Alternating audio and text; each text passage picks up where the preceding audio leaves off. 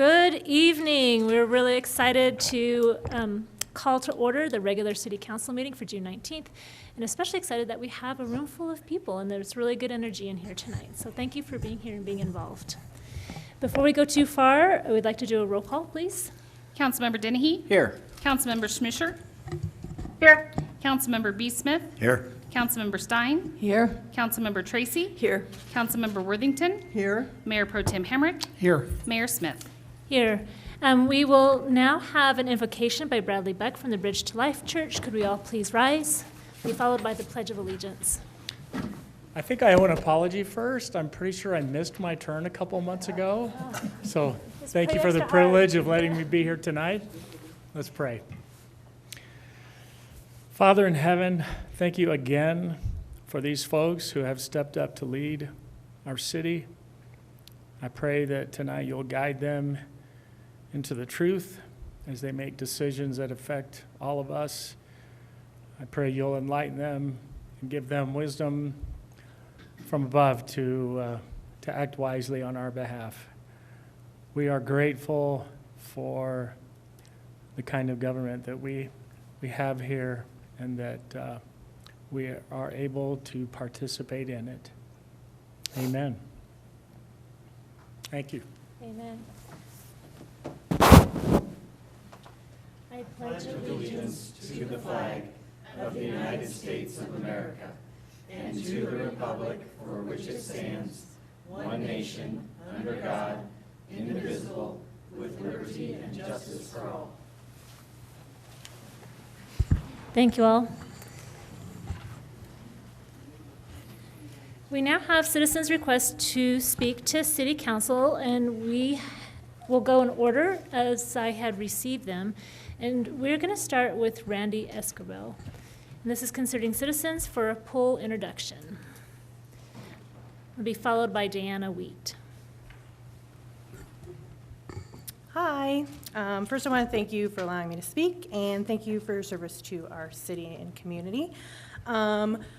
I heard about the pool closing, and so there was a bunch of us talking on Facebook and Nextdoor app, and the pool meant a lot to me when I was younger. It was the place where I went and socialized. My parents left me $1.25. I walked the 5 blocks to the pool, and that's where I spent most of my summer days and my summer evenings. So I thought, why don't I put my money where my mouth is and do something about it? So I contacted Kyle, and that was my first step in kind of trying to get the ball rolling to see what we could do. Our next step was, I am new to all of this, so I thought, let's come to a city council meeting and talk to you guys, introduce ourselves as our group we've formed, and we want to help. We want to see what we can do about getting a pool or what we could do. So our group blew up, literally. We had started it, there was a few of us, and now it's over 300 people. So we're still in the very beginning stages. I did speak to Ryan, and I'm so thankful for that. Thank you for talking to me today, and we set up a meeting. Very appreciative of that. So to kind of help us and guide us and see, we want to help and work with you guys. We want to work with the rec district and anybody else that we can to be the voice and try to help. And let's see what we can do to all work together and all brainstorm together to try to get a pool. You can find us on Facebook. I know a few of you are in our group. It's Citizens for a Pool. And I hope that if you are wanting a pool and you want to work with us, please reach out either via that Facebook page, or we do have an email that Diana's going to speak about, or Ryan has my contact information, or please get my contact information. Be willing to, like I said, we want to learn, we want to help, we want to help bridge the gap and educate, because knowledge is power, and so we want to get that knowledge out there about what we can and can't do for a pool, because I know there's been a lot of confusion about it being a special district and what the city can do and how all that works. So we want to help get the correct information out there to everyone and help that. So thank you, I appreciate it. I don't think we need the full 6 minutes. But so what we're doing, our group is going to be real fluid. Right now we're in an investigative stage. We're learning what we can do, how we can help, where we can help, that kind of thing. As we go along, we also have plans to fundraise and to do like crowdfunding and all kinds of ideas. We have so many ideas. So then as we get closer, we know there's going to have to be ballot measures somewhere. And so not even necessarily city or whatever, we do plan to kind of move into more a campaigning mode way down the line when it comes to that. So we've got a really long haul. We're in it for the long haul. And so right now we're trying to build these relationships with everybody. So, because it's going to take all of us to get it done. You good? Yeah. Good. Excellent. Awesome. Councilman Dennehy would like to address you. Well, I just want to say, first off, thank you so much, because I was going to come in tonight, and usually council members do get to say, and I was going to say, we have to do something, guys. We know that it was the rec district, but let's combine our efforts, because this is absolutely ridiculous that our city does not have a pool the size of our city. We don't have anything for our kids. I would love to have my kid on the swim team, and I know they have it in Florence. In Florence. We are a very big enough city, and all I'm going to say is, guys, whatever I can do to help you, I hope the rest of council is with you. Whatever we can do, I am totally with you 100%, and thank you. We appreciate that. Thank you. Councilmember Tracy. Thanks, Madam Mayor. And yeah, I echo what Tim said. Thank you for coming. It really, we get used to, whether we're on council or we work with some other local government, we get used to working in our own silo, so to speak. But I think many of us recognize that this is a community need. It's a very strong need. It's just, for me, it's a little shocking to have a community of this size without a community pool. I bought my little house in 1978. The pool is behind my little house, and this is the quietest summer, and not in a good way. Yeah, we like quiet, but you know, I bought the house knowing that there were hundreds, thousands of kids using that pool, and have used it every summer, you know, that we've been here. So I hope that we can find a way, even though there's different local governments involved, and perhaps there's a billionaire out there somewhere who wants to help us out, and we can always try. But I hope that we can succeed with this effort. So thanks for being here. Next we have Councilmember Stein and then Councilmember Smith. Okay. I would really like to commend you for bringing this many people together in our community. You have numbers, and there's power in numbers, and I would encourage you down the road, if there is another issue on the ballot, if just the people you brought together got out and voted and brought one person with them, we could do this. Because if you go to Three-Quarters office and look at the vote when the issue originally for the rec center went down, it was very small.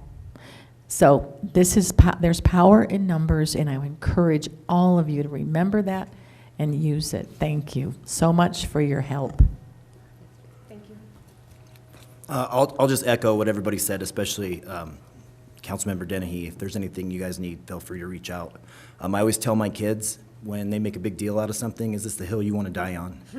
And when they closed the pool, my 11-year-old looked at me and said, Dad, this is the hill you have to die on. So we're with you. Citizens grassroots committees are the most powerful thing, especially when it comes to getting a tax passed in this community. We really have to have the citizens behind it. So I'm really excited to see that something's formed so quickly. And I want you to know that when the first measure went with the recreation center, the city council had many, many meetings of collaboration and cooperation with the rec district, and we walked beside them in their journey in ways that we can financially be partners to make it a successful project, and we'll continue to do that. So thank you, keep up the good work, and you have our contact information too. I do see that the director for the rec center, Kyle Horn, is here. Kyle, I don't want to put you on the spot, but I think it's important that we hear from you as well. I know these have been tough times for the rec center and the pool, and we'd like to hear what's brewing at the rec department or district. Loaded question right now. And we do have a board member here as well, refreshed from vacation. So To say it was a heartbreaking meeting, I think would be an understatement. We did have Councilmember Stein, if I remember correct, was there. I think some of the most difficult things about the pool that do not get discussed are the fact that we had to essentially lay off 30 teenagers and do that face-to-face. That'll test your emotions right there. We have to tell the community that there's no place in our community itself, there is in Florence, but for us to offer swim lessons. However, when you look at the numbers, there aren't enough swim lesson options, at least at this point. You're looking at where we would pull numbers of 200 kids in a session, if not more. And you can't fill that, void. And we have a river that is really running at a high level, and that kind of creates some pause as far as what we can do. The rec district has discussions on replacing the pool came up in the 80s and started in about 87, 88 when Scott Hobson was the executive director. And there was a failed attempt in 89. The questions continued through the 90s. The liner was added in 98. The liner was supposed to buy us 10 years of life. It bought us 25 years of life.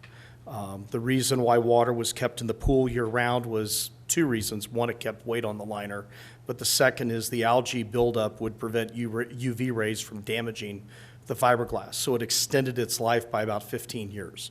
So there were thoughtful decisions that were made through the years by previous directors and maintenance staff to lengthen the life of this pool. And it lasted for 56 years. It was supposed to last for 25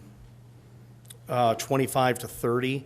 And by the way, in case anybody wonders how quick did issues start popping up, after one season of use, there was a crack in the concrete in the concrete, and that happened between 1966 and 67.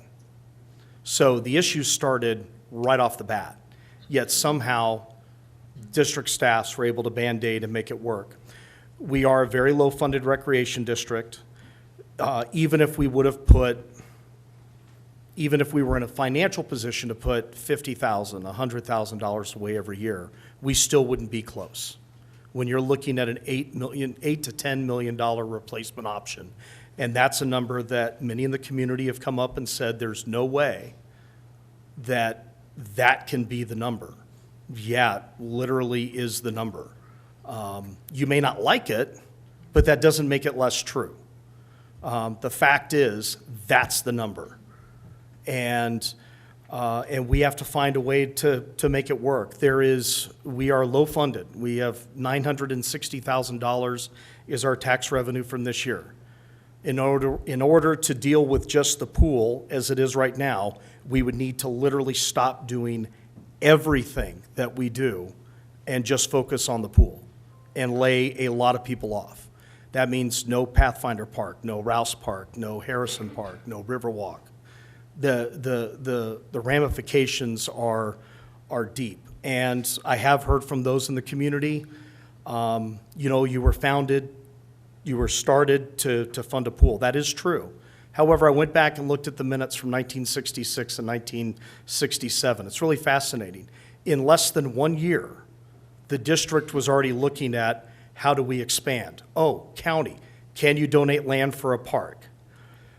We found out that actually Centennial Park, somebody wanted to donate that to the rec district in the early 60s before it was actually known as Centennial Park. Now, they didn't have the money to be able to accept it, maintain it, and believe it or not, they actually looked at a rec center in 1966 that had a sheet of ice with it. So they were already going down this road more than just a swimming pool from the jump. It was, how can we offer services? They had baseball, softball leagues right off the bat in the 60s. They started immediately. So the rec district has always been looking for ways to expand and offer programs and services, and they've continued to meet the needs of the community. Now what we're saying is we do not have the financial resources to construct a pool. It is going to take the community to figure out how to do that. And unfortunately, there are not a lot of grant options. We are looking, so far we've identified $1,030,000 potentially. And that's using the primary grant funders, which means we're just barely over 10% if it's a $10 million figure. So the community has to come up with the other 90. That's not really going to be easy. So there will be a lot of hard conversations to have. The Rec District Board is committed to working with City Council in any way we can, to work with any local agency that we can to make it happen. But yes, there is a very strong possibility that this is going to have to go to the voters in November of '24. But we need to make sure that we are following that need. But that's essentially where we are at right now. We are in the listening stage and meeting stage, and I want to thank the citizens for a pool that called me up. It was literally 2 weeks after the meeting that they called. So it's great to see a group already forming, and we'll see what happens. But the Rec District, the board is interested in having meetings with City Council. That can be here if you like, but we are definitely interested in having those conversations sooner rather than later. Yeah, let's start having conversations for sure. Definitely want to be partners for what's best for this community. As a mother of 5 crazy boys, want to thank you. You know firsthand that we participated year-round in the athletics programs that you provided so that those crazy boys would have a positive way to channel all of that energy for good. And it's not just for athleticism and for physical health, for the little guys all the way through adults and into our senior citizens as well. But it's a mental health thing as well. It's just the overall well-being and care for our community. And so thank you for all that you do provide for us. You're very welcome. We do have some questions, and I want to start with one really quick, because it's not just $8 to $10 million, but it's having to have extra funds to pay for the maintenance and operation of that pool. Do you have a rough estimate of what that cost is from Memorial Day to Labor Day? I can tell you that we currently subsidize the pool on an annual basis around $50,000, $30,000 from Conservation Trust Fund and $20,000 from the general fund. That is what we subsidize to keep the pool whole every year. As the pool meets newer standards, I don't know what that's going to look like. There's going to have to be some studies done as to where we go down the road.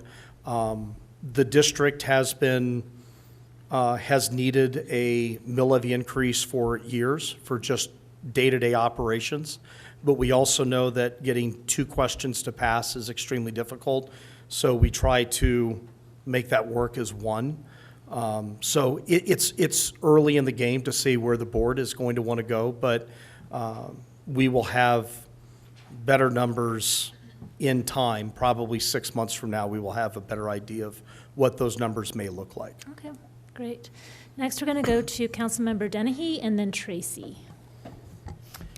I just want to say, especially to those who didn't get to see the pool, our pool is in very bad shape, and we got to go witness it firsthand, and it is too bad, but, you know, as the mill levies and that gets shut down, and as the price of everything has gone up, it's put the Rec District in a tough position. We know that when they put the recreation center on the ballot, it got shut down extremely hard. To me personally, that was unfortunate. I think that could have been a great new growth for our community. But I just want to say thank you to the Rec District for what they've done and keeping the pool open for this. And I just hope that we can work through this quickly. I know that this is something that Kyle wants extremely well, and as well as the other employees of the rec center, and it's tough on them too, but I think they've done a fantastic job over the years keeping that pool going, if anybody would have went and really looked at it. So thank you. Thank you. Thanks. I wanted to just also say, Kyle, that I think it's really important what you've talked about, the history over literally decades of trying to do something more with the pool. And I personally remember back in the 80s when I was on city council before, and the rec district was working for a while to acquire the property, the 3 houses at that time that were along 11th Street behind the pool, to acquire that property, to have more property to enclose the pool or, put it inside a building, whatever it was going to be. And I don't remember if that was one of the failed votes. I can't remember what happened That with was in '89. It Yeah. lost 67% to 33%. So it's just, I think it's really important what you're doing, you and the board, talking about this entire history, that it isn't that the board or current and past executive directors, you haven't been just sitting on this thing for decades. You've been making efforts to try to do what needed to be done to improve the situation, and here we are. So again, I think you're hearing a lot of support here if we can just find a way that makes sense from a collective point of view to make something good happen, even if it's just, and I don't really mean just, but even if it's just rebuilding a pool where it is currently. Some of us were very saddened when the rec center vote failed, but that was a tough one to take on with the tax base that you have. And so we just have to find a way to get a community pool. So thanks for being here. You're welcome. All right, well, I look forward to meeting with you, the board, and this, the citizens group for a pool sooner than later. Okay, I'll reach out to Ryan and we'll see about getting things set up. Okay, let's do it. All right, thanks. Next on the agenda, we have Doug for the Humane Society, as well as Susan. I don't know if you want to come up together. So y'all are probably thinking this is going to be like a wicked long council meeting, so we'll do our very best to be out of here. But we both want to talk about something that we find is we think is going to be incredibly intriguing to all of you folks. First, I just want to say that I started working in animal shelters about 20 years ago, over 20 years ago. Susan, between Susan and myself, Susan, my shelter manager, we have over 40 years managerial experience working in animal shelters. I've worked in 3 animal shelters across the country that had animal control rolled under my umbrella. In other words, I had a director of animal control that reported directly to me.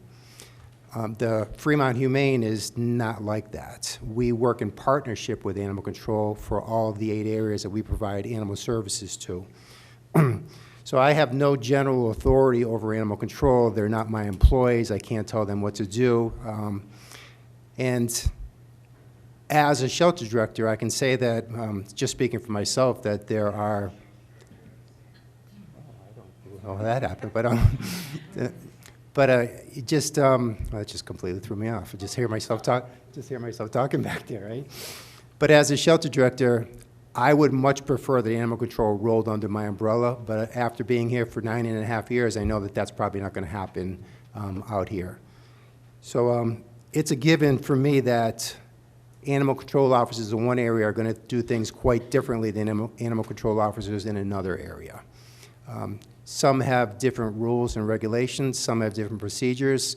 One animal control officer who's no longer working in Fremont or Custer County used to do things on their own, and it got to be such a problem for me and for the animal shelter I had to meet with their supervisor. It was quite something. Couple examples, like there's no cat ordinance here in Fremont or Custer County. So there's nothing that says that cats need to be picked up, healthy cats, okay? It's quite different if it's a sick or injured cat, which is brought to us quite frequently. The vast majority of animal control officers do not bring us that many healthy cats, but there are some animal control officers out here over the years that have brought us hordes of healthy cats, which are probably just your neighbor's cat. So that's a problem for me. Some animal control officers down here, for whatever reason, choose to go around my shelter manager, and they're the ones that are working directly with my shelter manager. I don't understand that at all, but I could go on and on about there's reasons out there that makes it very hard for a director like me to work with animal control because they're doing their own thing out there. So why am I here tonight? And I'm going to borrow some of Susan's time here, so when I hit that the 10 seconds or whatever, okay. I'm here tonight because for the first time in my 9.5 years working as the shelter director of Fremont Humane Society, I have had the absolute and utter pleasure of working with an animal control officer here who really looks out for the shelter's best interests, does the right thing for the community. This person makes decisions that are based on what is right for the animals, right for the shelter, right for the employees over there. And this is quite different because it's not been this way down here for the 9 years I've been here. We have had to deal several times with animal control officers that, like I said earlier, did their own thing. This person is incredibly professional. This person has the highest integrity that I've ever worked with, and again, I've been doing this for over 20 years. So I just wanted you all to know, I wanted the chief to know, I wanted the city of Canyon City to know that you folks have somebody here who's a city employee that is doing a bang-up job, and we're here tonight to present a token of our appreciation for what this person has done for us. But before we do that, I would like Susan to just speak for 1 minute, 54 seconds. Thanks, Doug. Thanks for having us tonight.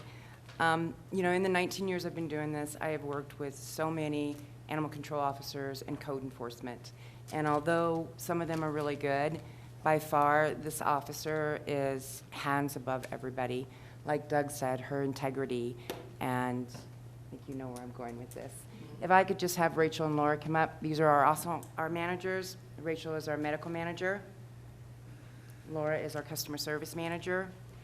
I had a whole list here, but you already went over all of it. Officer Inman, could you please join us? And Chief, could you also please join us?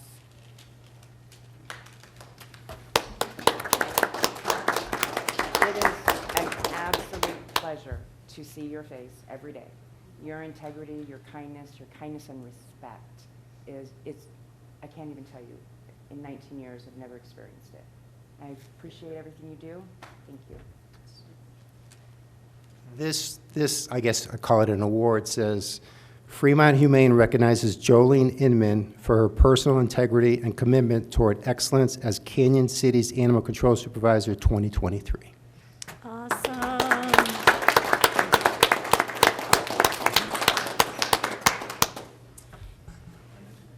Thank you, guys. Thanks for your time, guys. Thank you for coming to highlight and showcase our staff and our employees. And Jolene Inman is absolutely a shining star in our police department. And we have to get a picture of this amazing moment. Sure. And by the way, Jolene did not know this was happening tonight. No, she did not. This was I kept an it a secret for a while. awesome surprise. I told the chief and Cindy.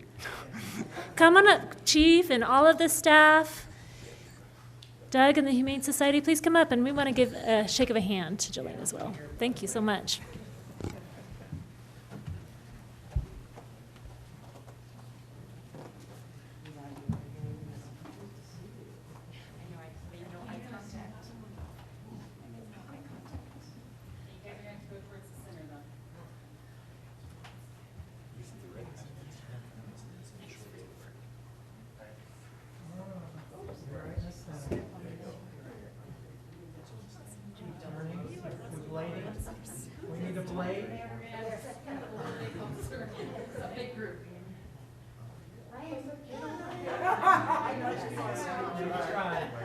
Take one step closer if you can.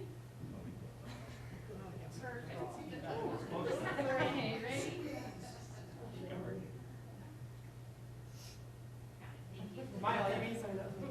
You're amazing. Yes, she is. You're absolutely amazing.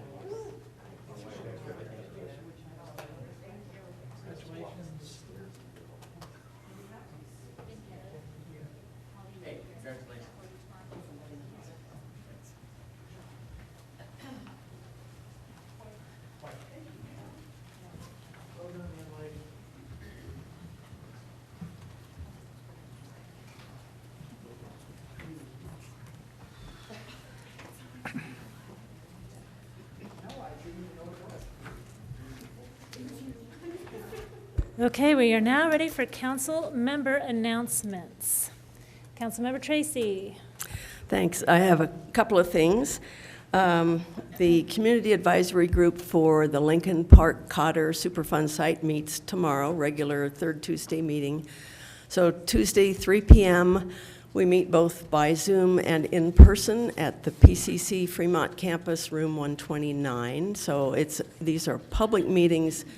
If you have any interest at all what's going on with our Superfund site that's been around since 1984 as a Superfund site, then please join us and get up to date on that. Then I also thought it might be worth mentioning that the city has an election coming up in November. And so we have 4, I don't know if we've mentioned this at a meeting before, we have 4 council seats that are up for election or re-election, plus the mayor's seat. And as I understand it from the nice booklet from our city clerk, that there will be petitions available for candidates commencing on August 8th. Candidates must have at least 25 registered voters who reside within city limits, and there's more detail on this that I won't go into. Sign those petitions, and they need to be turned in to the city clerk on or by August 28th. So it's really not too soon to be thinking about it. If you have an interest in running, I'm sure anyone up here would be happy to talk with you and give you more information about what this experience is like if you haven't done it before. So that's what I have. Excellent announcement. I'm really glad that you've highlighted that. I would just like to congratulate the Community 4th of July Committee. As we say, grassroots community efforts. They totally rock and get things done. And they raised enough money for a fireworks show for Canyon City this year. So really, really proud of them and thankful to them for their work in doing that. Also, that week of the 4th of July, because of the holidays, a lot of us are going to be out of town. There won't be any city meetings that week. And also next week, the Colorado Municipal League will be in session, and all of City Council and a lot of our staff are going to be going up and learning about good governance and how ways we can make serving Canyon City even better. And there's a lot of incredible speakers and opportunities, but also want to just point out that Canyon City also has been selected to give 2 of those presentations. And so we are part of that excellent team in helping to educate the state of Colorado in good governance. Are there any other announcements? Mayor Pro Tem. Thank you, Madam Mayor. We do have a Vision Committee meeting here Wednesday in these chambers at 5 p.m., and we're going to be hearing about clock tower options. So if you have any interest in the clock tower, see if you can stop by in person or on Zoom. Excellent. Okay, well, let's go ahead and move on to our consent agenda. Administrator Stevens. All right, thank you, Madam Mayor, members of council. Item 7A is to approve the minutes for the regular city council meeting on June 5th, the general government meeting on June 7th, and the special meeting May 22nd, which is the energy meeting, May 31st, which was the water committee meeting, and June 5th, which was also energy committee. 7B, awards bid 4423, design for the PLC and SCADA replacement to AE2S in an amount not to exceed $79,353. 7C, awards bid 4523, 2A project to College Avenue and 2A project to Franklin Avenue. Reconstruction projects to Pyramid Construction in an amount not to exceed $1,567,439.59. 7D, awards bid 4823, court management system to Tyler Technologies in an amount not to exceed $99,053. 7E, authorizes the city administrator to sign a professional services agreement and price proposal for the multimodal master plan. 7F, authorizes the mayor to sign an intergovernmental agreement with Fremont RE1 for the opioid settlement IGA. 7G is to receive and file our 2A audit. 7H is the monthly budget summary for April. 7I, receive and file cash disbursements and P-card disbursements. And 7J is to ratify additional cash disbursements.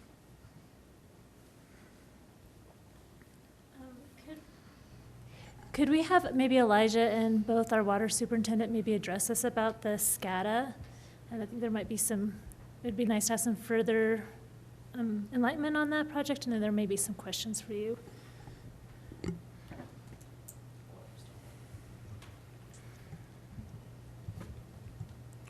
So we've spoken about this project a little bit throughout the last year. We talked about this in our last budget session. This is where we allotted $750,000 in ARPA funds for the design and then the construction. This is replacing our kind of our PLC systems and our SCADA systems for the water treatment plant. Those were updated last in 1998, so they're well overdue. We had kind of an inventory performed last year that showed that a lot of these components are end of life. They're not being manufactured anymore, so they're really hard to procure. So when we have system failures, which we actually had one this morning, we're running the plant in manual mode right now. Should be fixed within the next hour or so. We've been up and running, so it's all right, but it just highlights the issues that an aging electronic system kind of puts us in. Elijah, if you want to expand on that a little bit, and then we can have Charles talk. Yeah, absolutely. I mean, as Travis said, it's equipment that is that old, 25 years plus for a lot of it. You can't expect it to run our critical infrastructure for that long.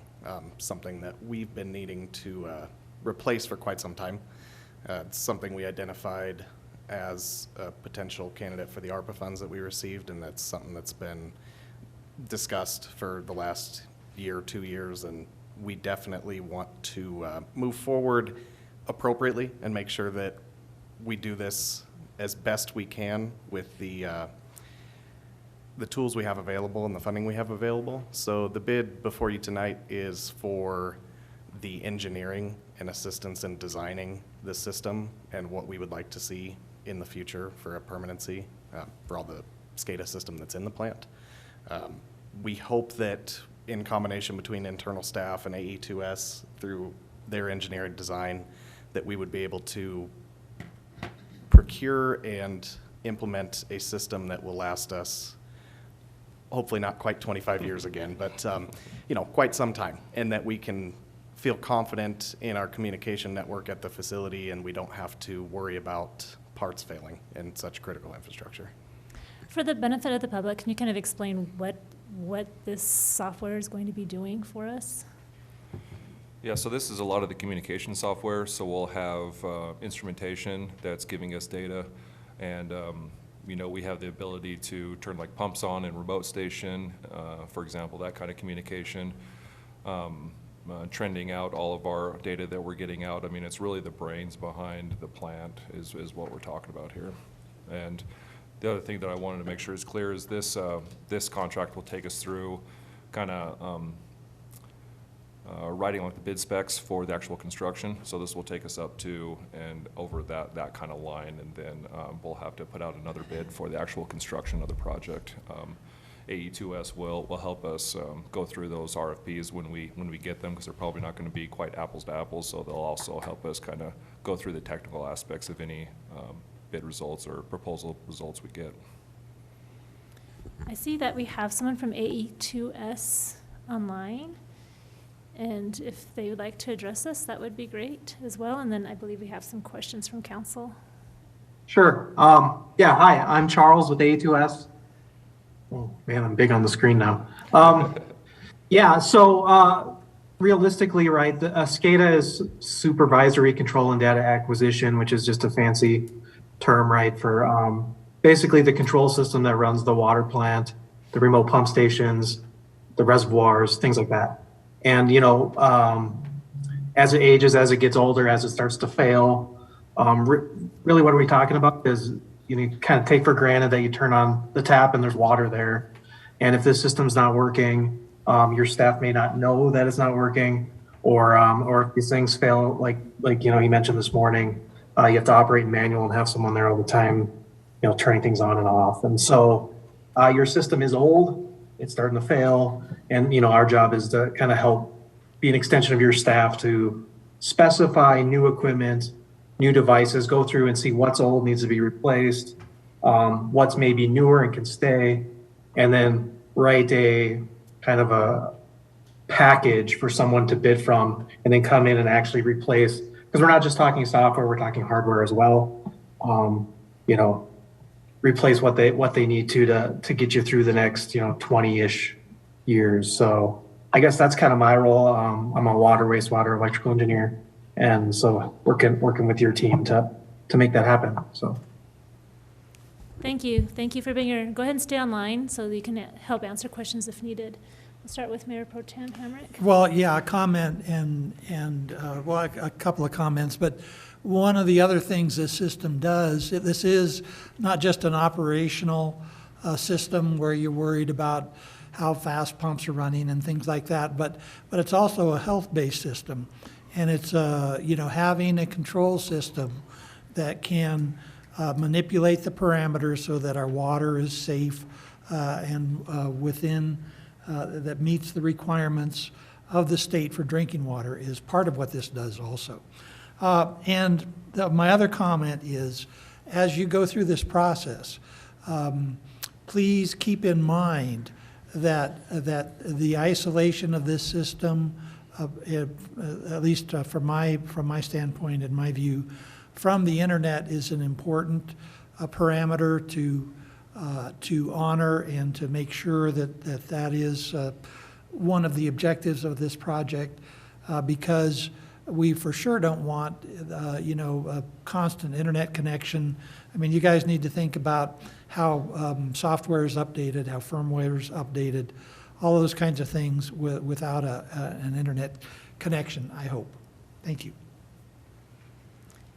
I was curious if you just had a rough idea of how much replacement we're going to be anticipating.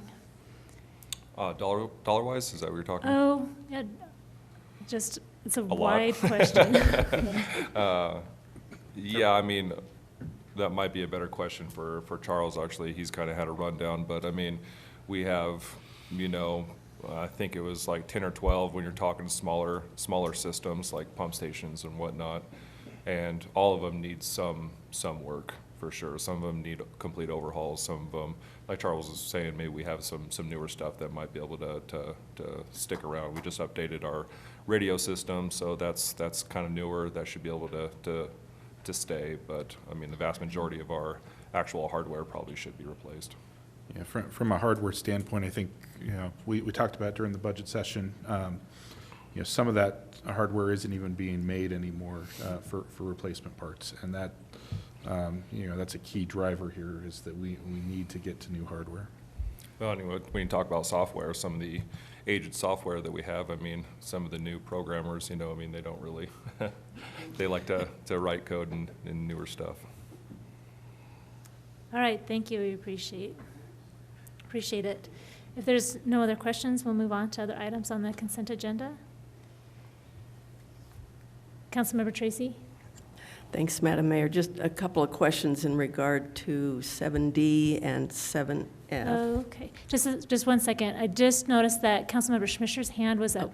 Councilmember Schmischer, did you have questions for item A, or was it other things? With other things, thank you. Okay, so we'll go to Councilmember Tracy, and then we'll move on to you, Councilmember Schmischer. Okay, thanks. In regard to 7D, I don't think we need extensive discussion about it. First of all, I'm really happy that the court system is going to be automated. It's like amazing that we have gone so long apparently without doing that. But I wonder if you have any just brief comments about how the process works to make sure that the system that's bought and then designed meets really carefully with what's in city code. If you can just say a little bit about how that part works. So with the implementation for this court management system, myself in IT and the court staff will be working closely with the selected vendor, Tyler Technologies, for recommendation here, to establish a software that fits within the parameters and integrates the code that we have for the city. There is an extensive onboarding process where we go back and forth with the development team. They collect all of the data that we are able to provide them, and then they customize their system with that information, supply it back to us. There is a testing and evaluation phase. After that data is then supplied into their system and customized for us, we make sure that it fits within the bounds of what we need and that it's going to work for us. Again, we go through extensive training, and once we accept it and we're comfortable with what we have in that system, then we go live with it. Thanks. And then my other question. Okay, just a second. Councilmember Denny has a question on the same item. Is that okay if we stay on Well, top on that? Okay. And it's not so much a question, but I do want to say, I do have one question on that. Did the clerks have any input on which software and that was picked? Yes, absolutely. And I actually invited the municipal court clerk and deputy clerk here this evening, just in case you guys had any questions for them. We also have John Atkin from Tyler Technologies on the call as well, if you have any questions for the vendor, but. No, I want to say, just thank you and thank you for coming. And as you well know, that I have two sisters that are in that system, and they are very, very, very familiar with Tyler, and they both said that this is a fantastic program, and they were glad to see that we were getting something new down here. So I just want to say thank you. And if I could expand upon that a little bit, just so everybody's on the same page and we understand, the Combined Regional Communications Authority, FreeCom Dispatching Center, went through a very similar process for computer-aided dispatch and records management system implementation earlier in this year. The chosen vendor for that was Tyler Technologies. We are currently in the process of moving forward with the police department and the other local agencies as implementing that software. One of the major drivers for desiring the Tyler Technologies on the court management side is the integrations that we'll have between law enforcement and the court. That will reduce a lot of duplicative data entry. We can utilize the same namespace and the same naming records. It's really going to streamline a lot of workflow between the departments and increase the efficiency of both departments in the end. Wonderful. Councilmember Schmischer, did you have any questions on this topic? Okay, let's go ahead and go to you, and then I'd like to invite John Atkin to address council, then also our municipal clerks. We'd love to hear from you since you've taken the time to be here. Thanks so much, Madam Mayor. Thank you as well, Director Owens. Really appreciate how much the IT department does across all of the departments in the city to increase efficiency and synchronicity amongst all of our various departments' efforts. I had a question for Mr. Atkins and a question for the municipal clerk. So I'm happy to hear from them first, if that would make more sense. Mayor. Absolutely. Give your question. Do you want them to talk first and then give your questions? Is that what you're saying? If that's all right, they may very well answer them in their presentations. Got it. Okay, let's start with John Atkin and then the municipal clerks. Okay, good evening, City of Canyon City. My name is John Atkin. I come to you from Salt Lake City, so from a neighboring state. I cover the entire state of Colorado and other states for municipal court products. Tyler Technologies, we've been doing court software since the mid-90s, and so we have this court management system and process pretty much figured out. We're able to take the business rules that the city is currently utilizing in the manual processes and implement those and automate those processes. So we take your business rules and we incorporate those into the software to really give the citizens, or not the citizens, but the court staff more time to be able to give more personalized service to your citizens, which creates a better customer service experience if you can have one after receiving a traffic citation or so forth. So we try to give time back to the court staff to focus on those other pressing needs that we focus on. So we give the court staff the most robust case management system in the industry, but we also give the citizens tools to resolve their cases as well. So we give them case resolution tools, which allows, citizens to be able to resolve their cases online or even through an interactive voice response system where they can call into the 800 number and be able to resolve their cases through an automated system as well. So a lot of great tools for the citizens with a lot of transient population coming and going throughout your city. And so you're able to, I got a ticket in Canyon City and I live in Salt Lake, but I'm not able to appear in court in person. Then I'd be able to resolve that case online or even through the virtual court system that we have. We're going to be able to hold court virtually and not have to depend on or utilize any third-party systems to hold those courts remotely. So a lot of great tools and a lot of great time-saving and cost-saving tools, both for the court staff as well as for citizens. Thank you. Yeah. Do you have any questions, or do you? Well, Councilmember Schmischer has a question for you. Yes, I was just hoping to learn a little bit more about how this would impact your daily life and kind of how it would change the nature of your work, and just to hear a little bit more from your perspective as to the efficiencies that implementing this sort of system would create. Thank you. Sure. Well, we have obviously an older software that we've had for just many years. I know that Debbie Dickens used to be the clerk, and I don't know, I think she was there for 28 years or so, and I think she's always had that system, or at least quite some time. As far as to answer, one of the questions is, everything that we do is pretty much paper. As far as automated stuff, we really don't have anything. We currently use ADG, which is not court-friendly. It is not a system for courts. It's a finance program. And so as far as what we do is we actually have, believe it or not, just paper files. And the tickets we do get is paper from the police department. So that would help, I think, both sides as far as police department, and then our side as far as the clerks. There's just myself and Susan Dame, which is the deputy clerk. We do have Debbie Dickens, it's part-time, and she can step in if she needs to, but Sue and I pretty much run the court. And then as far as like that's just it, our daily record, our daily life is, we answer all phones, we have no electronics of any kind, so anybody that needs to contact us, they have to call.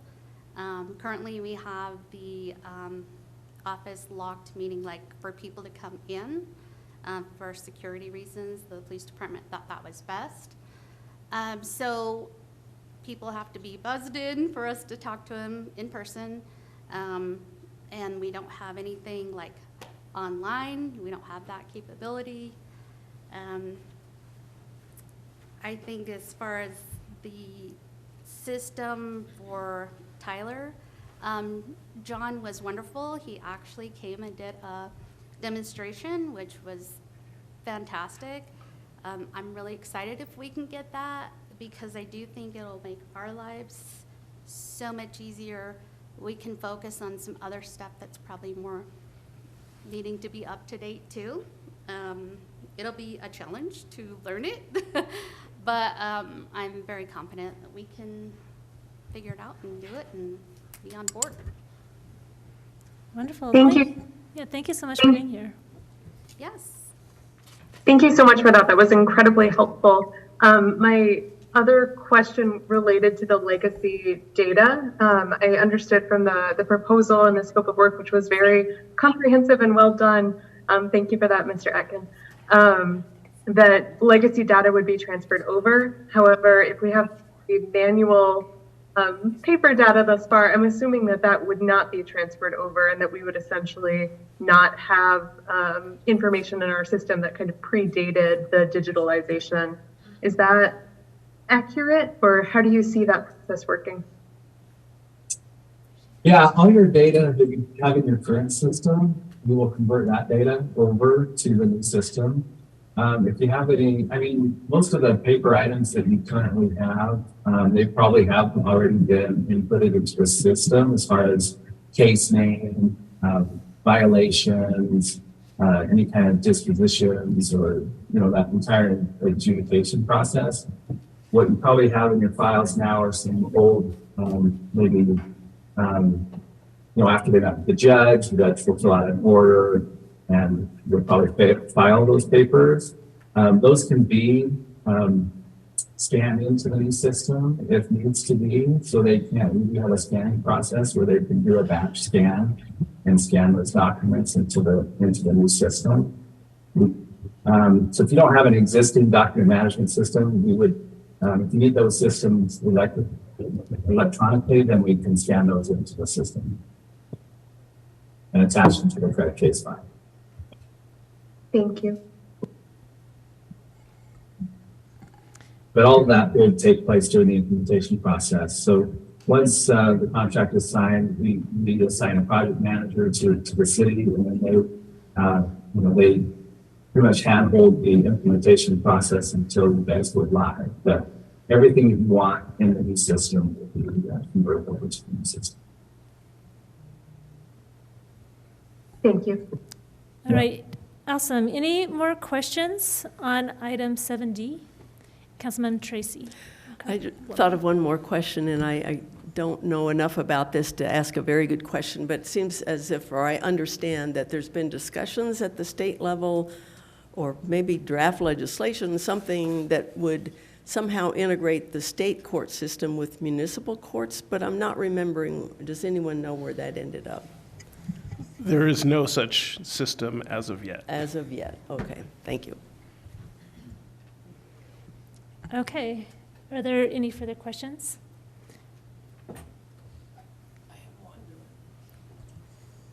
I just have one question real quick, and this is for you, and yes, and just as the court clerk, did you look into any of the other software programs? Yes. Okay, and this is, Myself and Elijah. Right. We've been in contact with, yes. okay. I'm just curious as, just to, because as you well, I know there's other systems out there, and I just, Yes.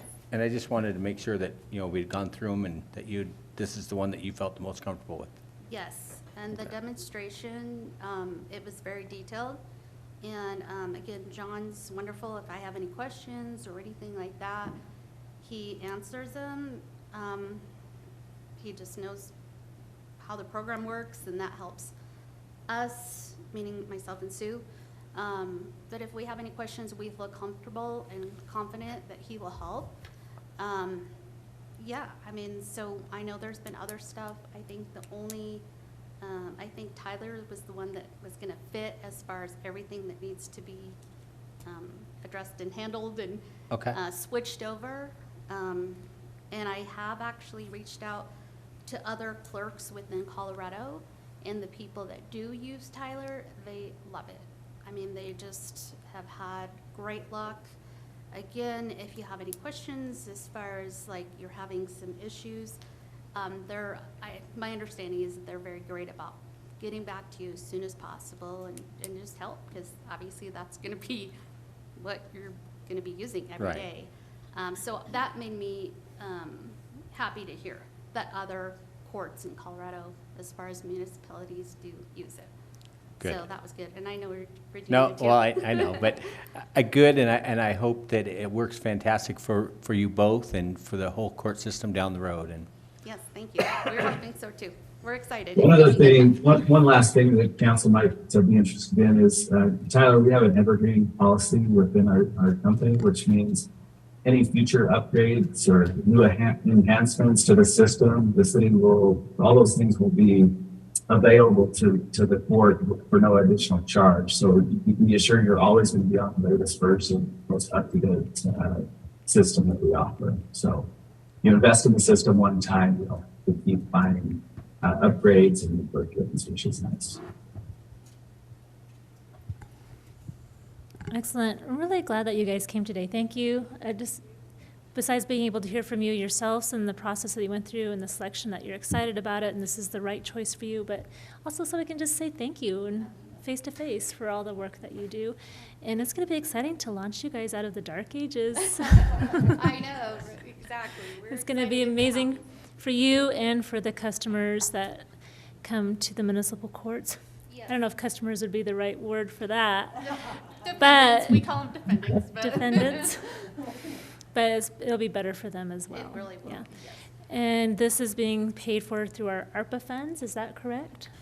Implementation will be paid through ARPA funds. Implementation will be paid through the American Rescue Plan Act, so that's wonderful too. Okay, so are we ready to move on to other items of the agenda?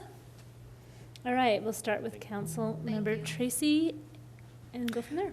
Thanks. Just a quick question in regard to 7F, which is regarding the opioid settlement funds on the proposed school district agreement. I appreciated the information in the council packet on that and the programs within the schools that this funding could be used for. I just wondered if there's someone who could speak in a little more detail about how those existing school programs tie into potential opioid use or the risk of that.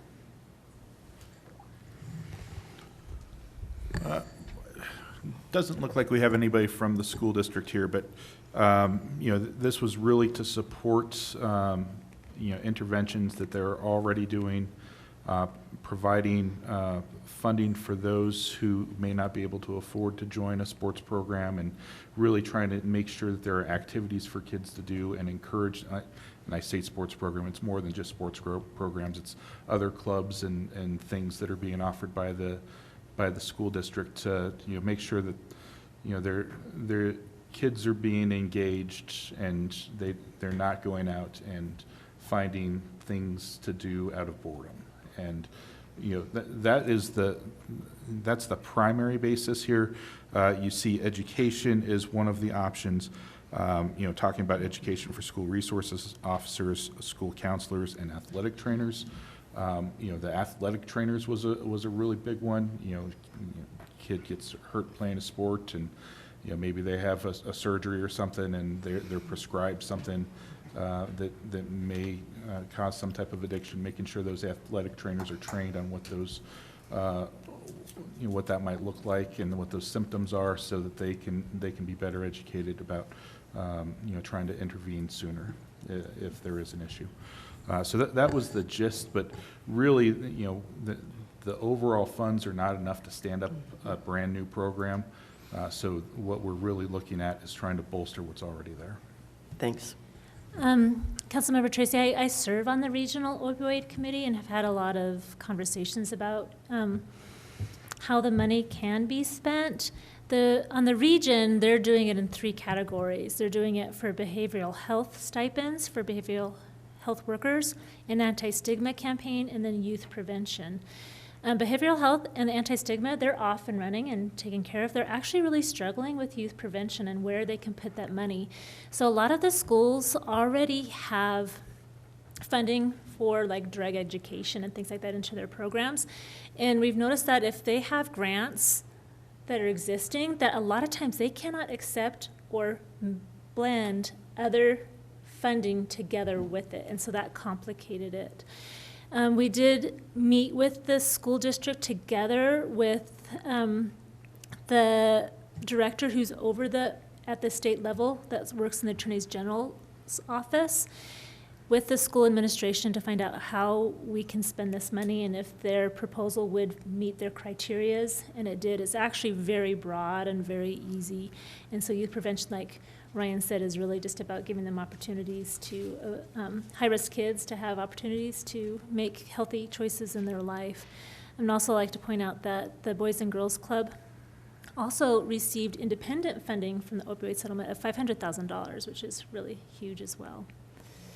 The school was one of the few that we reached out to who's had existing programs where just 1,000 here or 1,000 there could really fit in and still qualify. Councilmember Stein?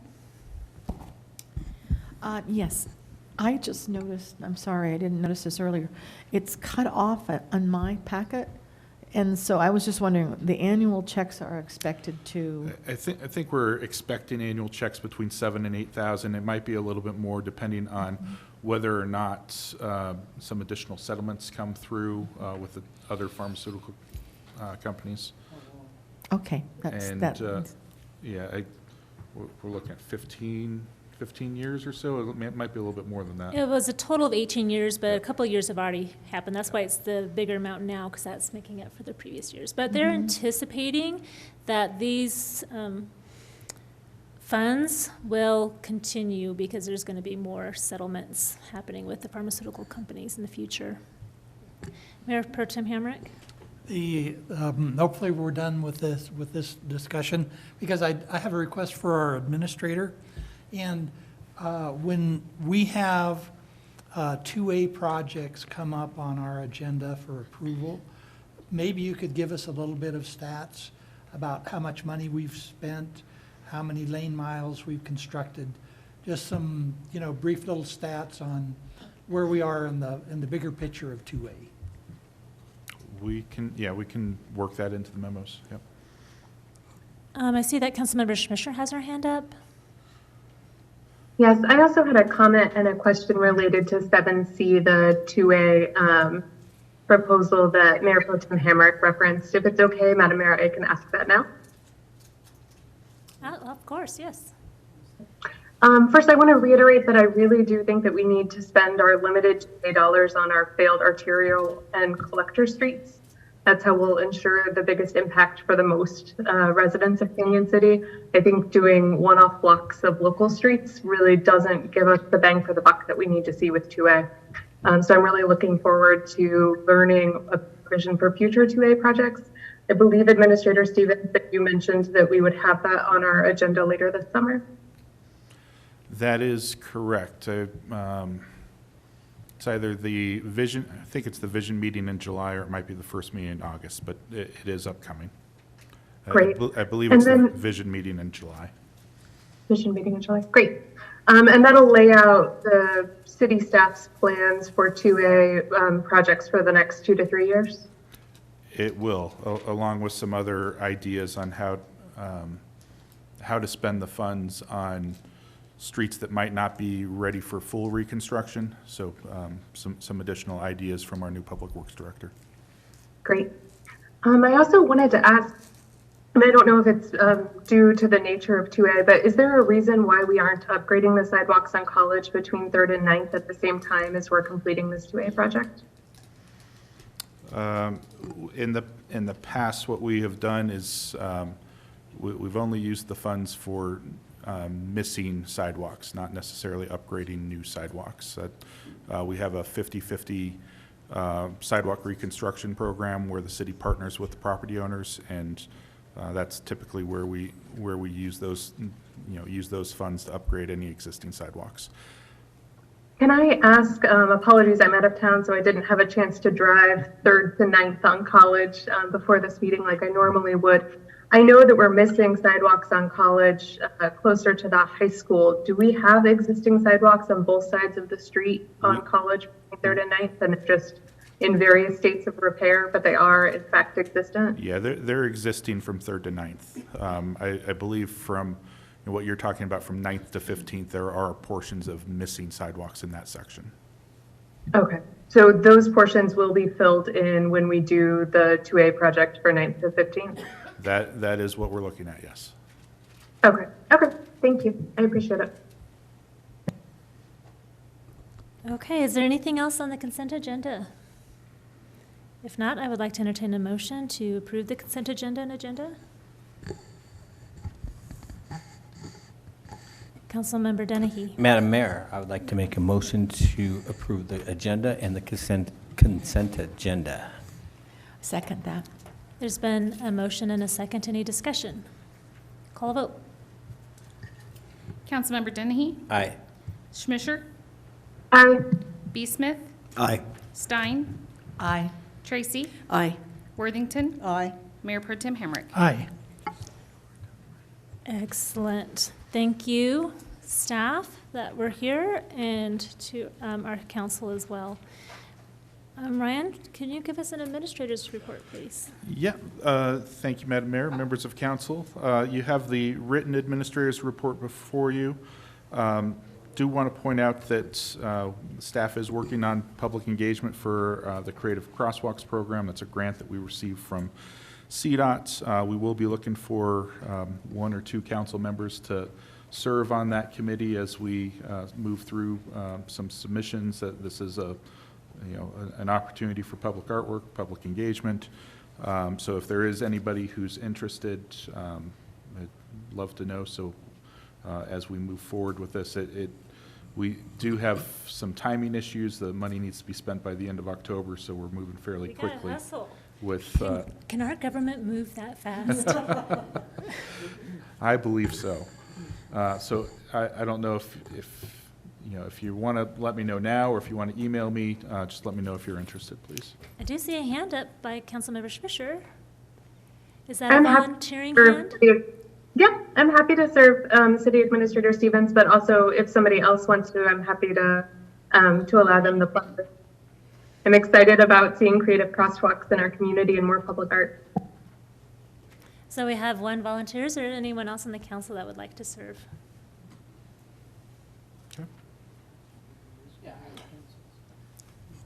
Yeah, I will. Okay, Tim? we got our two. Excellent, thank you both. Great, thank you.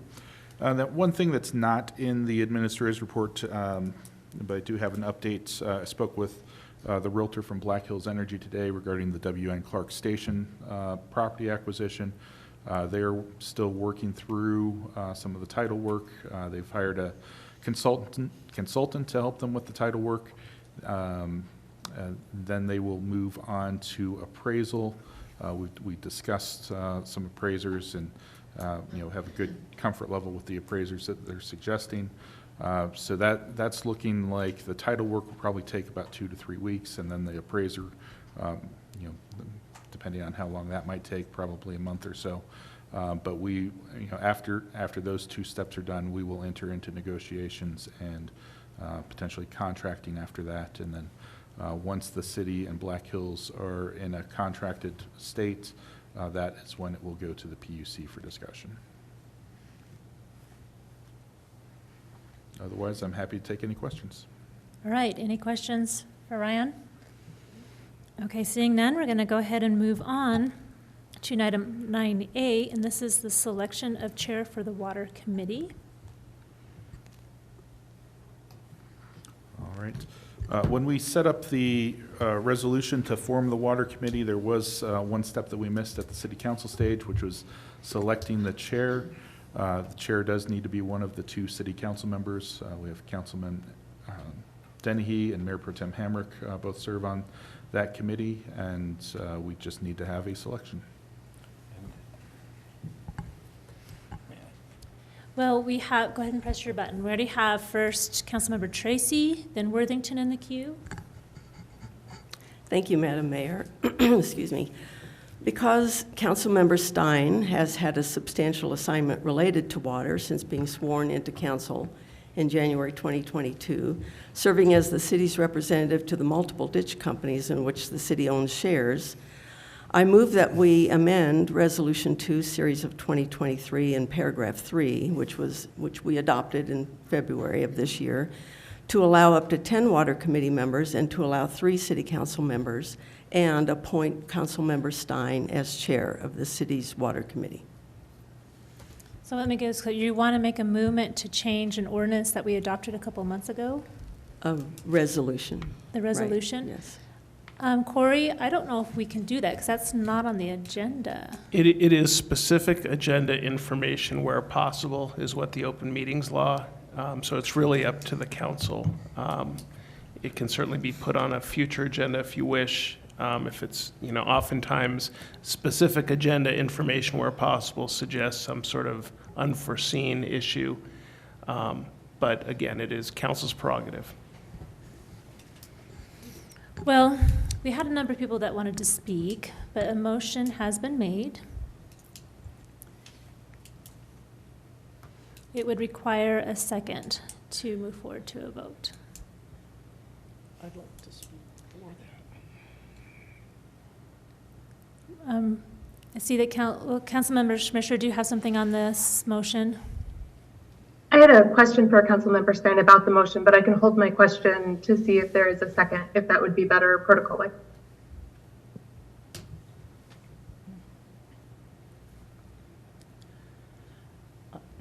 I'm going to second that, but I have a question as part of it. Okay. We'll start, there's been a motion and a second. We're now into discussion. We'll start with Councilmember Schmischer and then Councilmember Worthington. Thank you, Madam Mayor. Councilwoman Tracy, I wasn't in attendance at the Water Committee meeting on May 31st. Was this raised with the Water Committee, and was there, given that it has been formed, was there input sought? Thank you. I'm sorry, are you directing that to me? I'm having a little trouble understanding Yeah, it was a you. little So I'm choppy. reading the words. Sorry, I don't think the Wi-Fi here is great. Yes, my question is if this idea was raised with the Water Committee, given that it has been formed, I'm curious as to if it was raised during the Water Committee meeting on May 31st, and if so, what their input on it was. Thank you.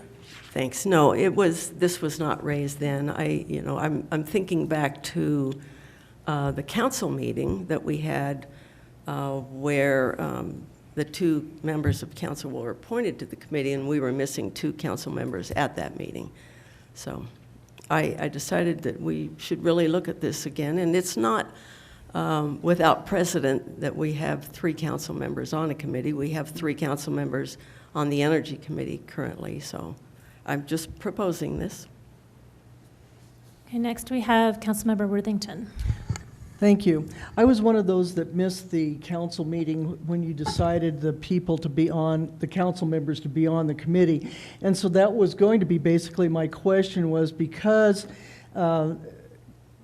Councilmember Stein is involved with all of the different ditch groups and all of the water issues, I was just curious to know if she hadn't been interested in being on the committee or if it was just decided that, I guess I'm wondering how it was decided without Councilmember Stein's input, or if it was, and I'm just looking for feedback on that. Yeah, there was a few names that went forward, and they all had an opportunity to plead, I guess, or give their argument for being on the committee. There was an opportunity for discussion if needed, and then there was the vote. Councilmember Dennehy, did you want to add anything to that? Thank you, Madam Mayor. The one thing I'm going to say before we say let's pass this or not, having another person, I don't have a problem in that, but picking somebody as a chairman right now. I want to pick somebody as a third person. I really don't have an issue with that. Picking a chairman right now and saying this, I do have a problem with that motion.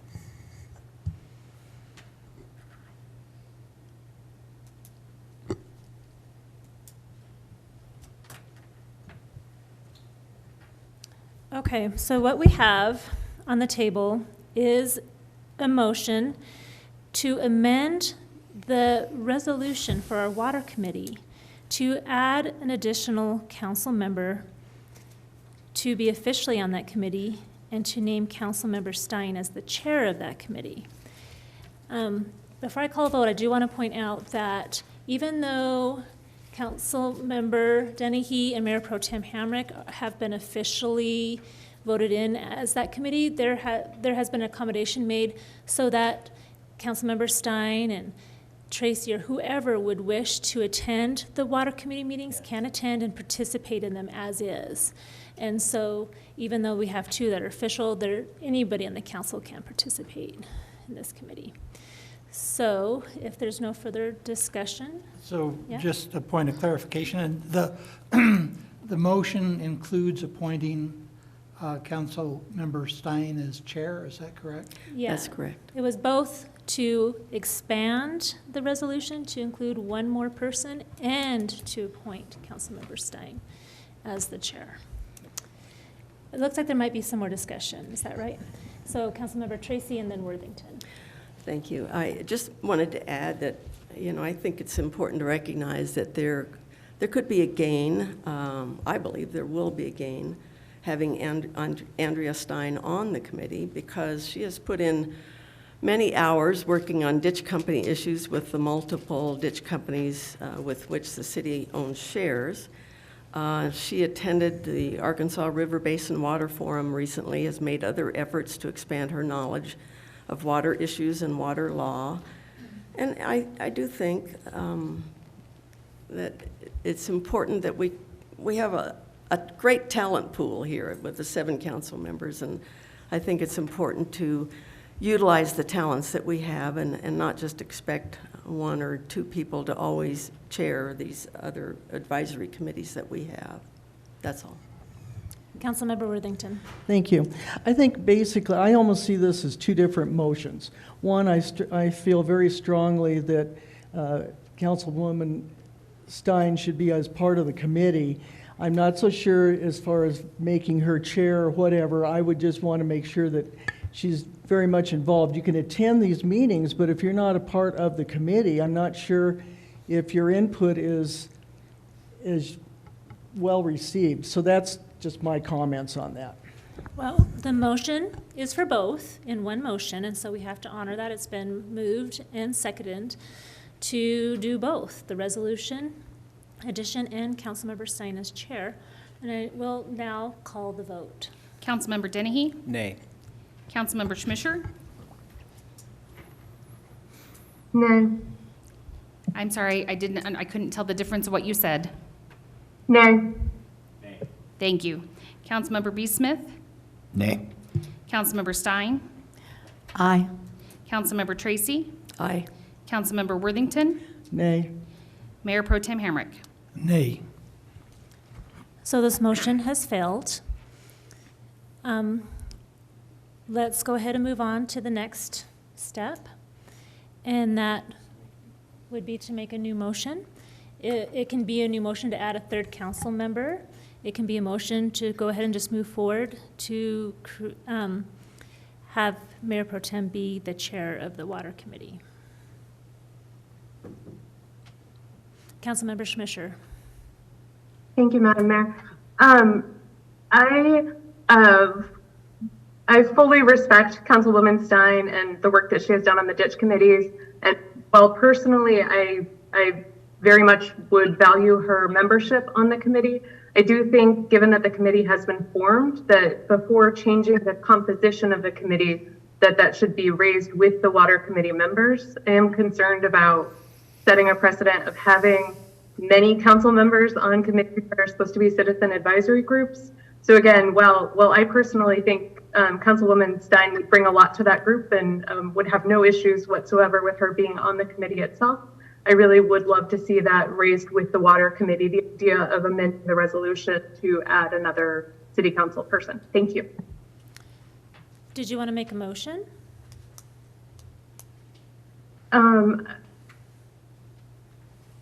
I guess the motion could, I don't know that we would need a motion to have the current Water Committee to get in. No, we don't need to do that to ask for their consultation, but we do need to have a motion tonight to vote on whether or not to appoint Mayor Pro Tem Hamrick as the chair of the Water Committee. But we have not had that motion made yet. Councilmember Dennehy. Madam Mayor, and I have been on the committee, and I have no problem with the other, but I do see what Councilwoman Schmisser is saying, and that is a very valid point. But beyond that, right now, I would like to make a motion to make Councilmember Hamrick the president or the leader of this, the chair of this committee. There's been a motion. Is there a second? Second. Is there any further discussion? I'll call a vote. Councilmember Dennehy? Aye. Schmisher? Aye.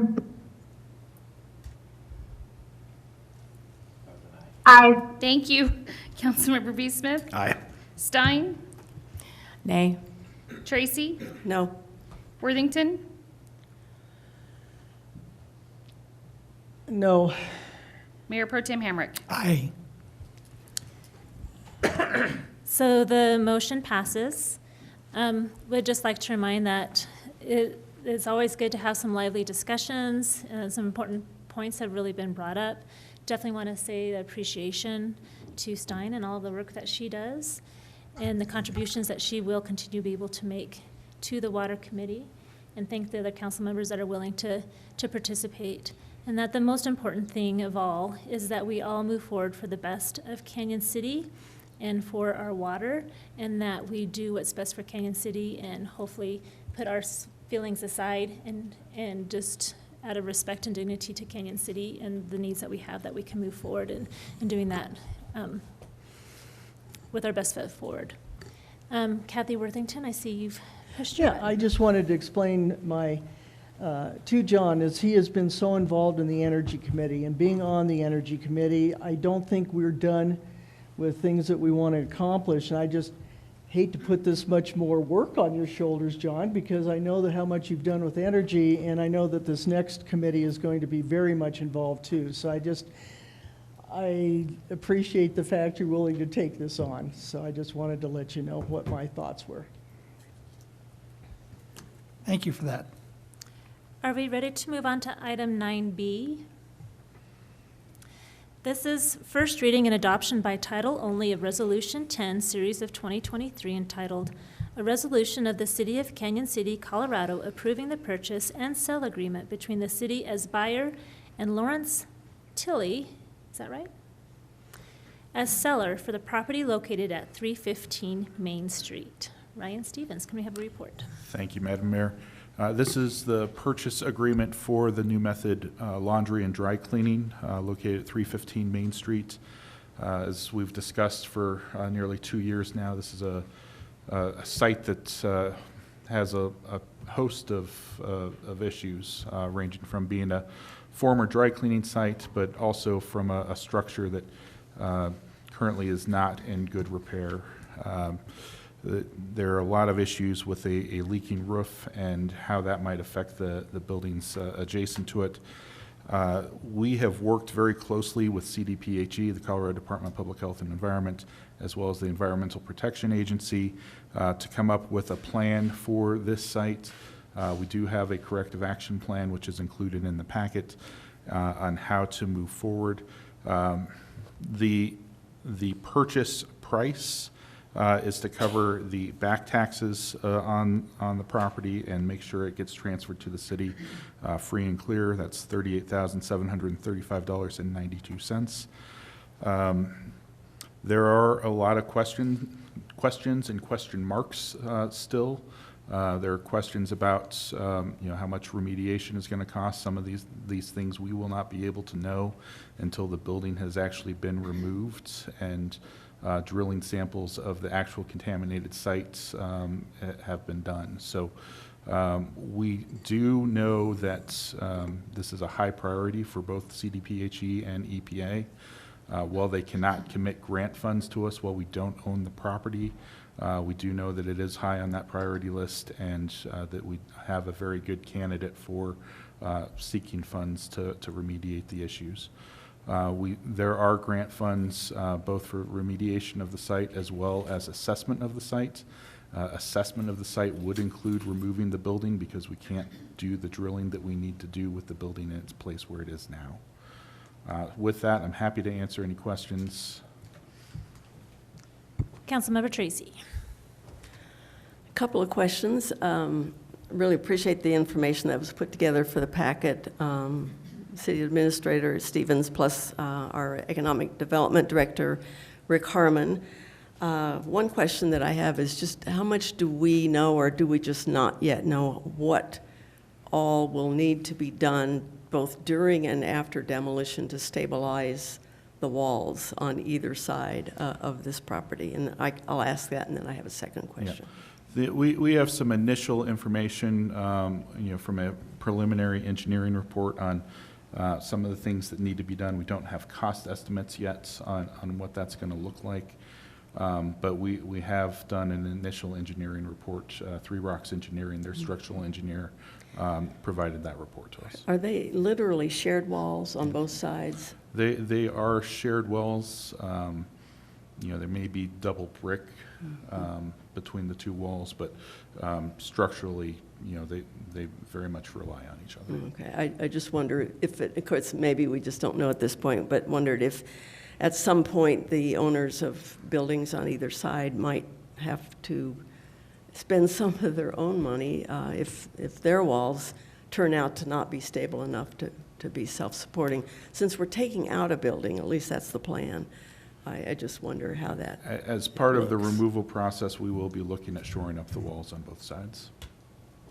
And then my other question was just in regard to, and this is in the electronic packet, this is on page 254, and there may be other places where this is referenced, talks about an intergovernmental agreement that allows the CDPHE, the State Department of Public Health and Environment, the authority to enforce the groundwater control ordinances within the residual plume area.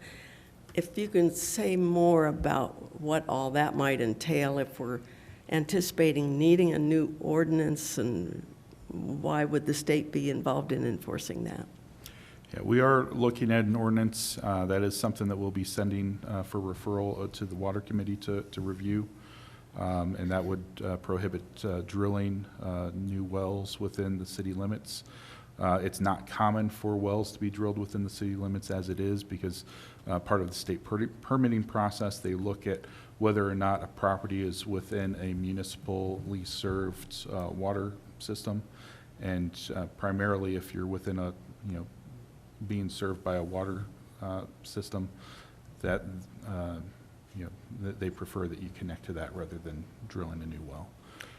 Travis, do you have anything you want to add to that potential ordinance? Nope, that pretty well encompasses it. There'll just have to be a little bit more discussion of whether the city would allow new wells for irrigation, geothermal, for heating. Sometimes that's a thing. So, there are a few points to ponder there, but the more important one is no drinking water. I'm curious too, not that we have to go down this path very far tonight, but with the water service area really going beyond city limits, as we know, and there are areas like Lincoln Park, as I understand it, has city water. They're served by city water. And I believe there are still new wells that get drilled there. Now, this ordinance that we would propose wouldn't apply to those folks because they're outside the city, but just be interesting to kind of dig into that a little bit more. Maybe Travis and the Water Committee can do that. We have next Councilmember Schmischer and then Mayor Pro Tem Hamrick. Thank you, Madam Mayor. I understand, Brian, I understand City Administrator Stevens, that we are the only expenses that we're expecting to pay as the city are these acquisition costs and then the cost of the parking lot creation. I just wanted to confirm that with you. The remediation costs, the wall shoring up, the building demolition, we are expected to pursue and receive grant funds for all of those unknown costs. Is that accurate? The goal is to receive grant funds. There may be matching requirements for some of those grants, where I would expect that the urban renewal would be a strong tool to help us with matching funds for this project. Urban renewals are created for blight remediation. This is by all means a definition of blight, and it would be a very strong candidate for urban renewal funds to assist with any grants and matching dollars that the city may receive. And I would just add that when you think about urban renewal, one of the purposes of urban renewal is to fill in those gaps where, frankly, there wouldn't otherwise be funding, and environmental contamination is a very common area where urban renewal would be the one to step in and kind of do that gap funding where there aren't other sources.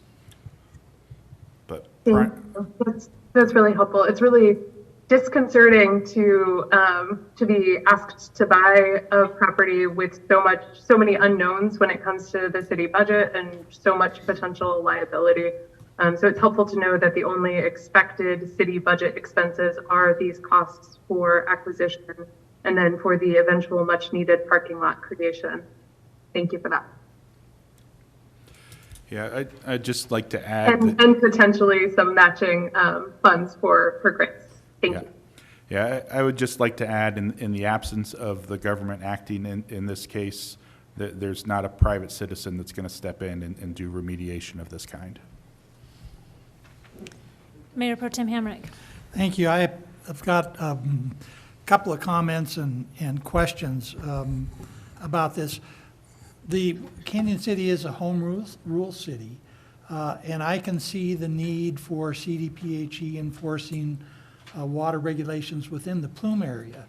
But citywide seems like a big overreach to me, and I'm not supportive of that, to enter into an agreement whereby CDPHE takes over essentially regulation of the waters of the city. And I would not support that. If they want, they do say, this is on page 272 at the top. The city would enter into an IGA that allows CDPHE to enforce the authority to enforce the groundwater control ordinances within the residual plume. That's fine. I don't have any problem with that. The sentence above it, though, raises my hackles. The city, we talk about that we may have to amend our municipal code that would require the use of city water for all new water service and prohibit the construction and use of alluvial groundwater wells within the city limits. Why is this so broad? Travis, do you have any input as to the Well, I mean, broadness? one of your base points, I mean, it is not common generally to allow drinking water wells in your municipal water boundaries. I mean, if they want to drill a well for irrigation or, again, geothermal heating, that's another thing. But generally, that's not a practice that's not something that's practiced.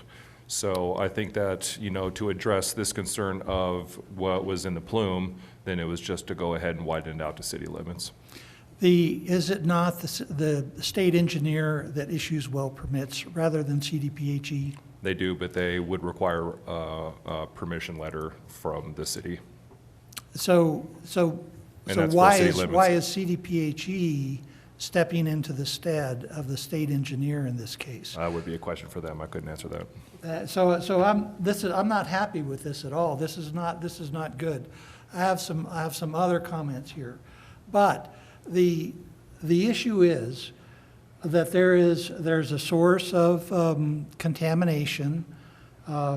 It's organic. It's an organic cleaning fluid used by the dry cleaners, PCE, and we know that PCE has reached the groundwater. The issue is going to be when we remove the cement that is covering the soil, we're going to be encountering contaminated soils that will be expensive to deal with.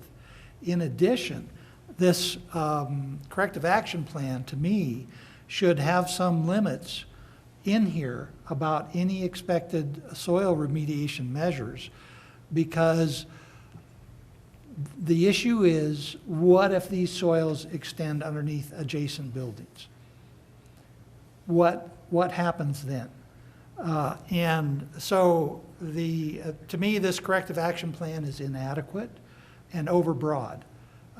And I'm not willing to vote for a property acquisition, although we desperately need the parking places. But this is not the correct vehicle to achieve that. And I think that we're going to open ourselves to expensive remediation, that you get into one of those catch-22s with a regulatory agency where they say, you have contaminated soils, you city are responsible, now go get them. And I believe we had that discussion with CDPHE, and I'm trying to find it in here, apologize. I feel like there was something Where in there, too. we did not have to chase the contamination. It was limited to the site. And there was some wording in there too, that their anticipation was that just capping it and stuff was Yeah. going to be adequate. The goal for the corrective action plan is natural attenuation, removing any contaminated Sure. soils at the sites, and then capping it with pavement is one of the proposed solutions for long-term attenuation. And monitored natural attenuation is certainly a valid remedial tool, and I fully support that. But the issue is, the site is delineated by the property boundaries, not by stability boundaries of the adjacent buildings. So in other words, we could dig in the center of that lot and be fine, but if we have to dig out where we go to the property boundary, we're going to be endangering nearby buildings.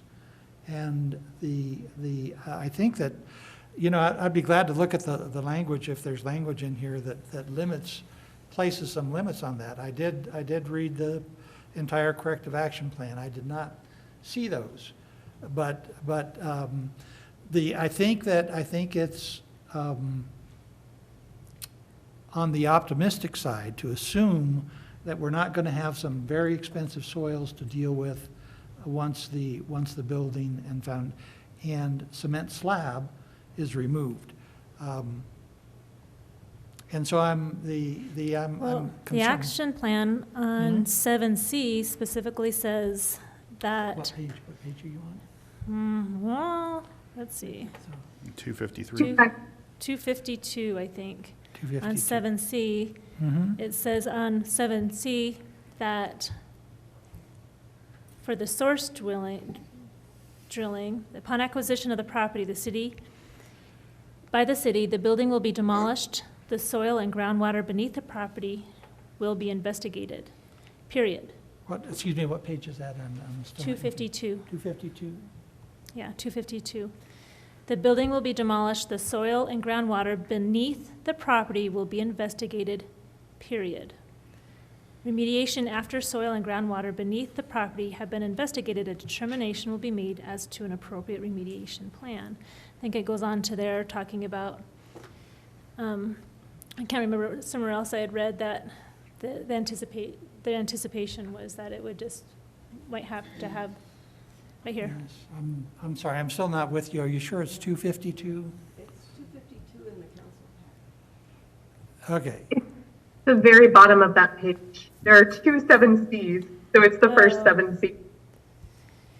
So this is in the corrective action plan, is that correct? Correct. And this is 7C? See, I know what the issue is. My apologies. So 7C, source drilling. Okay. Yeah, it doesn't open up any language of if there's determined to be more. I think there has to be a point where they realize that something has to be done. They said they already recognize that the other plumes haven't spread. They've been naturally taken care of. We up to this specifically point. had the conversation with them because we did not want to be digging up streets or sidewalks or affecting adjacent property owners, that it was going to be limited to the site as far as soil remediation goes. So, do you remember anything else from those discussions? No, I do remember that, and I would just say the city has also retained an environmental law consultant, because this is way beyond my expertise, to assist, and he too has assisted in working on this to attempt to limit it. Some of the language you see in the purchase and sale agreements similarly is done for the same reason, to limit the city's liability. So we have double lawyer protection in this. I wouldn't go that far. This least some single, specialty. because this is an Some area that specialty is a knowledge. very specialized area. and Madam Mayor, on that point, it's fine to have verbal understandings, but this is a contract that we're essentially signing with the state that does not have those assurances in it. And that's my concern. I think that we need, as a city, some assurances about where the limits are, because saying it's the property limits, that's too wide. Because we have surrounding buildings, we have surrounding sidewalks, whose stability could be endangered by vertical excavations chasing contaminated soil. Well, I don't think that there's kind of a chicken and egg there, because I can't imagine the state saying, oh, I'm going to go ahead and just, even though I feel like it is in writing and there are protections there, but if for specific language, I feel like, it sounds like we feel like that's adequate. But until we drill, we really don't know. Correct.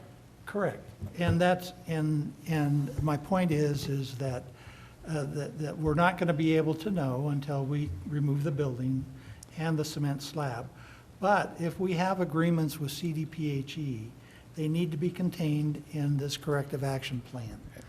And again, going back to, it would be the second 7C. I don't know why there's two 7Cs here. On page 253, it says it believed that the possible source may exist below or near the dry cleaning machine located on the west side of the building, given the lack of structural integrity to the building and limited space available inside the building to perform the drilling operation. Substantial risk of building collapse. Let's see. Be necessary to demolish the building. Therefore, upon taking ownership of the property, the city will demolish the building, which will require asbestos abatement, and will investigate the soil groundwater beneath the building. Again, period.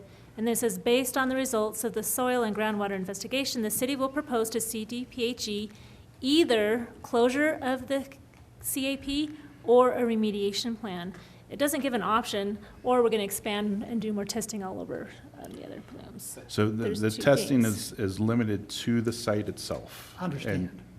And I understand what you're saying. There may be some work that needs to go closer to the property boundaries, but I think that that's going to be part of any remediation plan that we have to draft up, and how we accomplish that will be in in a future plan. So looks like Councilmember Schmischer has her hand up. Thanks, Madam Mayor. I just wanted to go back to Mayor Pro Tem Hemrick's first point with regard to 7D. And it states the city anticipates that a conditional closure would include municipal code provisions requiring the use of city water for all new water service and prohibiting the construction and use. Is that required as part of the CAP, or is that the way that it's phrased makes me think that it's just something that the city is anticipating but is not actually required by CDPHE for this corrective action plan? Could you share a little bit more about kind of where that came from and if that is actually a requirement of the CAP? Thanks. It is something that we're anticipating. I don't recall specifically if it's in the corrective action plan. Travis, do you recall? I'm sorry, I was reading, I didn't hear the question.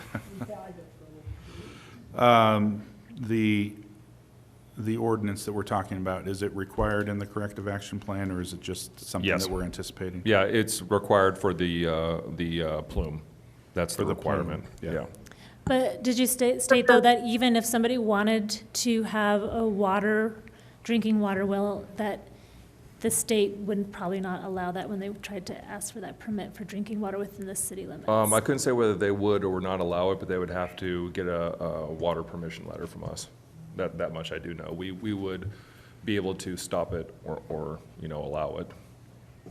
So I think they would allow it if we said, yes, we don't have a problem with it.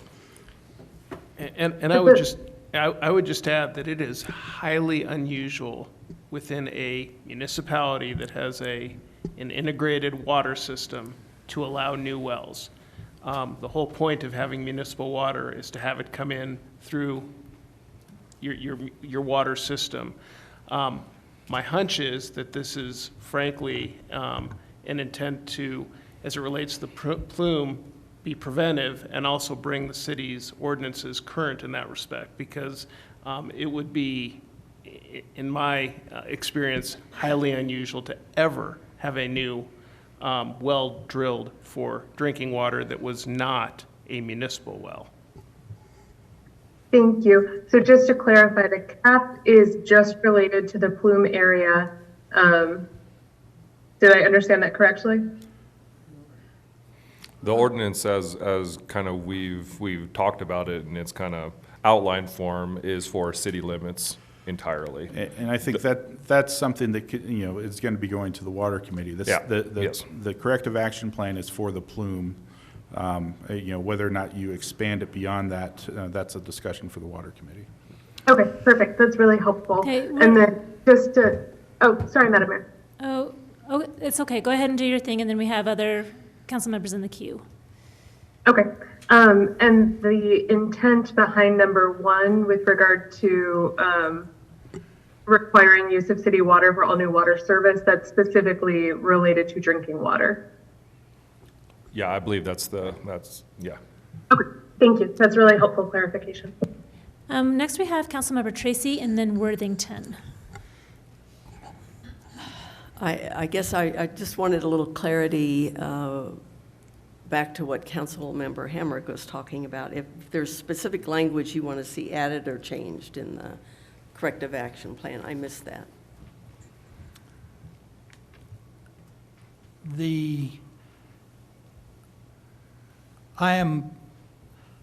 So on the particular page we're talking about, where the second 7C or 7D, I guess it is, and I have my page numbers goofed up is the reason for my confusion, but the city anticipates that a conditional closure would include municipal code provisions that require the use of city water for all new water service. I have no problem with that, and prohibit the construction and use of alluvial groundwater wells within the city limits, not limited to drinking water, but to any well. And I would strike that from this corrective action plan. But my question is, because we can get way down in the weeds here, if we approve the sales agreement, which is the question before us, does that ratify this corrective action plan? We've actually approved the corrective action plan. We had to get the corrective action plan in place in order to get to a point where we felt comfortable with the sale. Okay,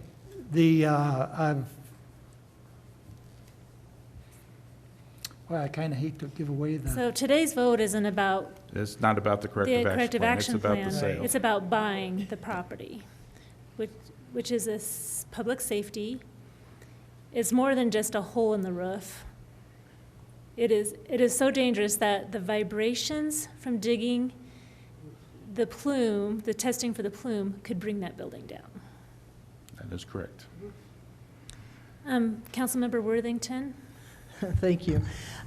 I guess I have a question, and maybe it was in here, and I did read through this, but what about future liability? I mean, if we take over ownership of this and we build and we get through all of this and have a nice parking lot and so forth, do we have anything in there to where this property can no longer be used for anything but parking? So to protect ourselves from, you know, any future development or something that way, that they come back in and start tearing up asphalt or whatever and find that there's still additional contaminants.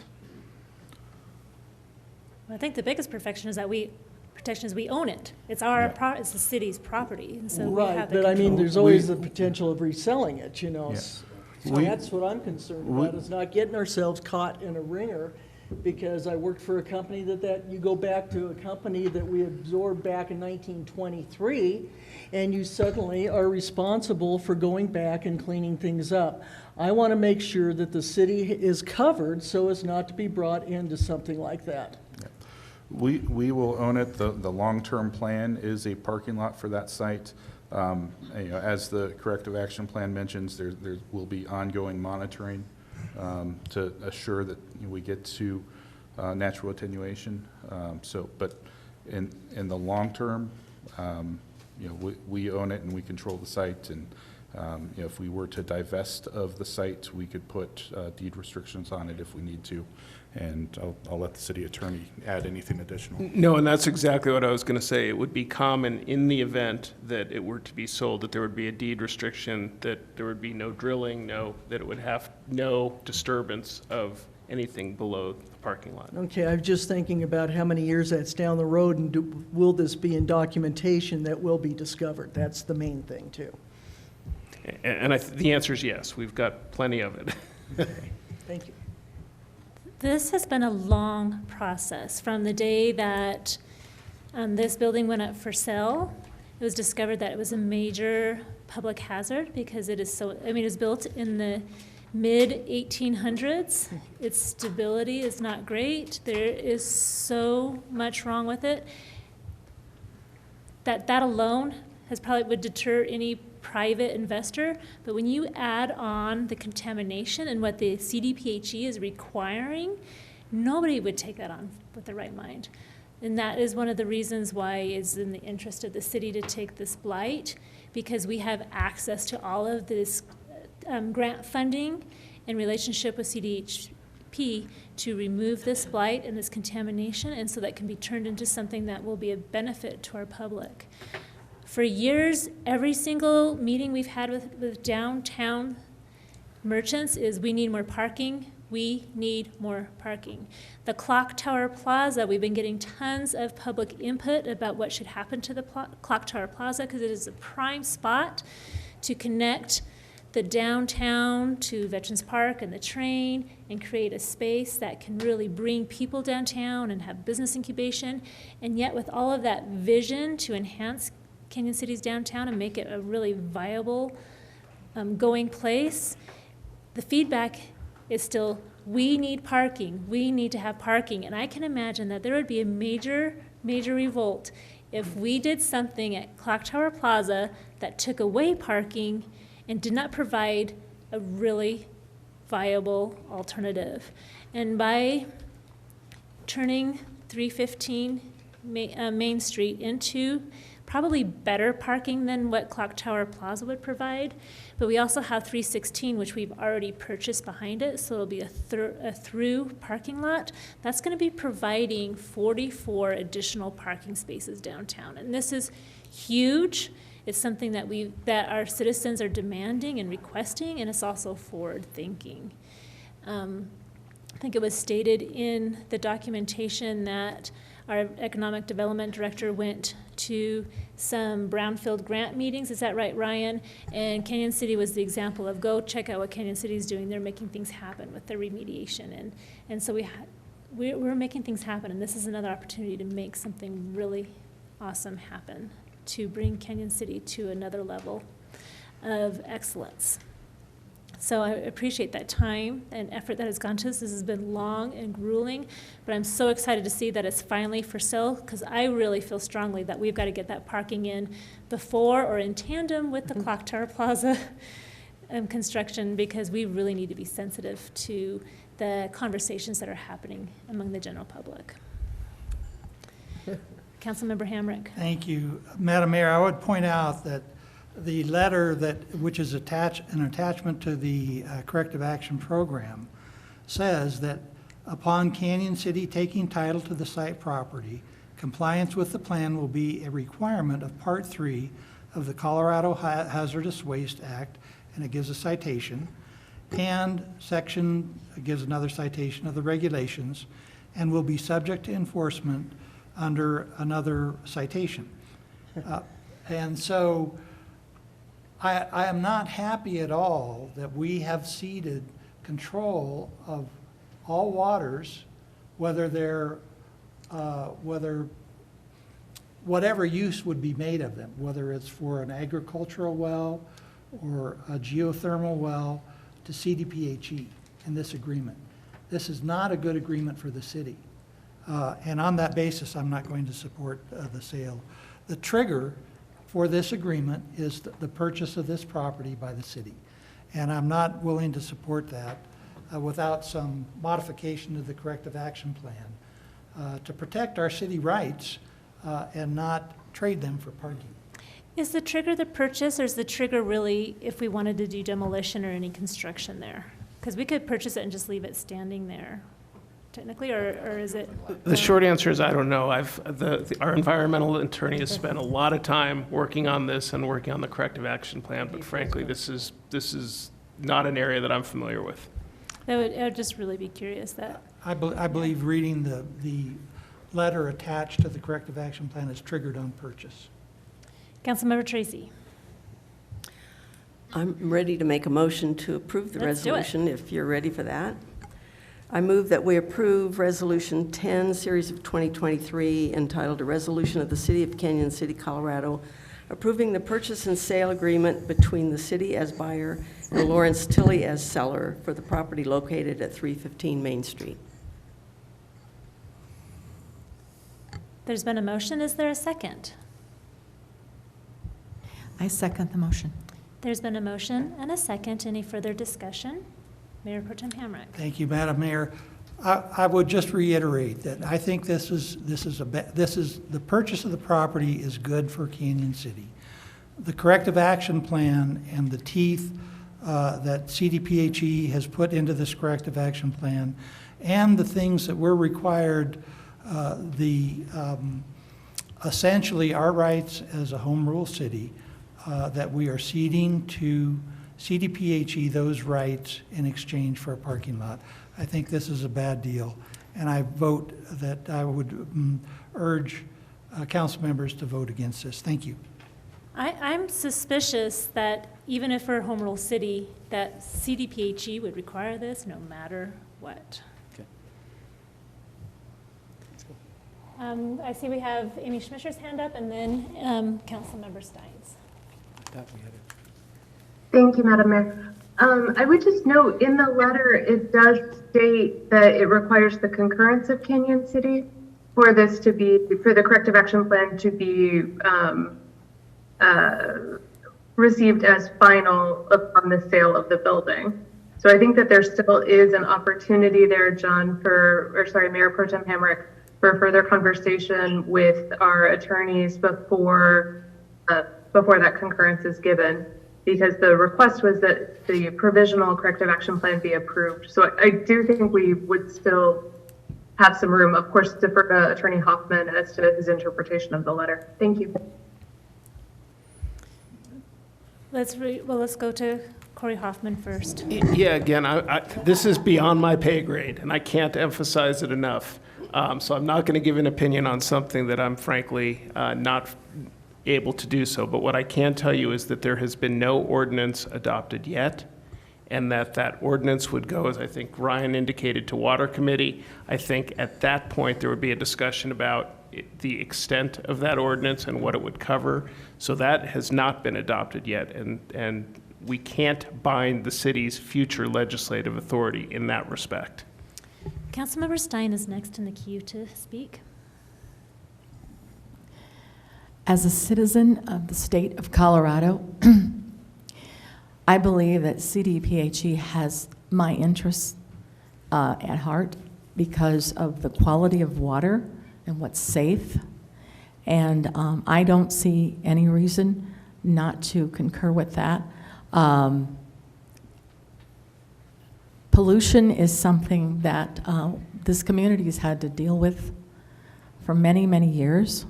And I applaud the health department, state health folks for watching over us. Thank you. There has been a motion and a second. There's been discussion. Are we ready to vote? Any final words? Okay, I'm going to call a vote. And this is to approve the purchase of 315 Main Street. Councilmember Dennehy. This is a hard decision because, a lot of this I don't have the expertise on, but I do know that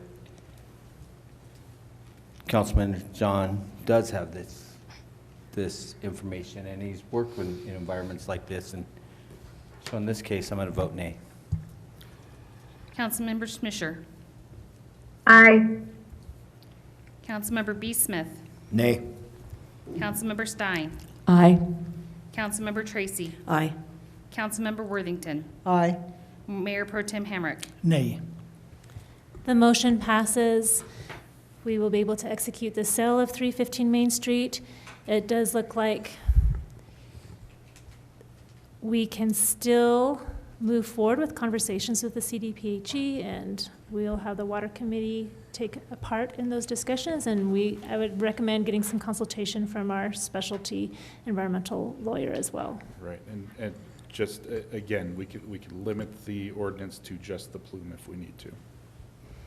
All right, well, we have that direction given. I appreciate all the intensive work that has happened on this. And it is time to move forward to item 10C, or 9C. This is introduction and first reading by title only of Ordinance 5, Series of 2023, entitled An Ordinance of the City of Canyon City amending Section 13.04.120 of the Canyon City Municipal Code concerning extraterritorial water service. Now, we did just recently have a general government meeting on this, but please fill us in. Actually, I will hand it over to our water superintendent to discuss. This did go to general let's do it. government, and it also went to water committee. So. Yep, so the red lines of this ordinance the original red lines went to the water committee. Those were discussed and brought up to the June 7th meeting. The feedback given at that June 7th meeting are the red lines you guys have before you today. There should be a clean version and the red line version. Won't go into the whole backstory. We've talked about it several times, but if there's any questions, I'm more than happy to field those. I have a question on C, and it's about the fee, the alternative fee. So we talked about there could be a potential fee. There were just some really rough ideas. But in here, it just says that this fee in lieu would be an amount established by the city administrator or designee. And I felt a little bit uncomfortable, one, not really knowing how this fee would be determined, and that it could be established by the decision of just one person.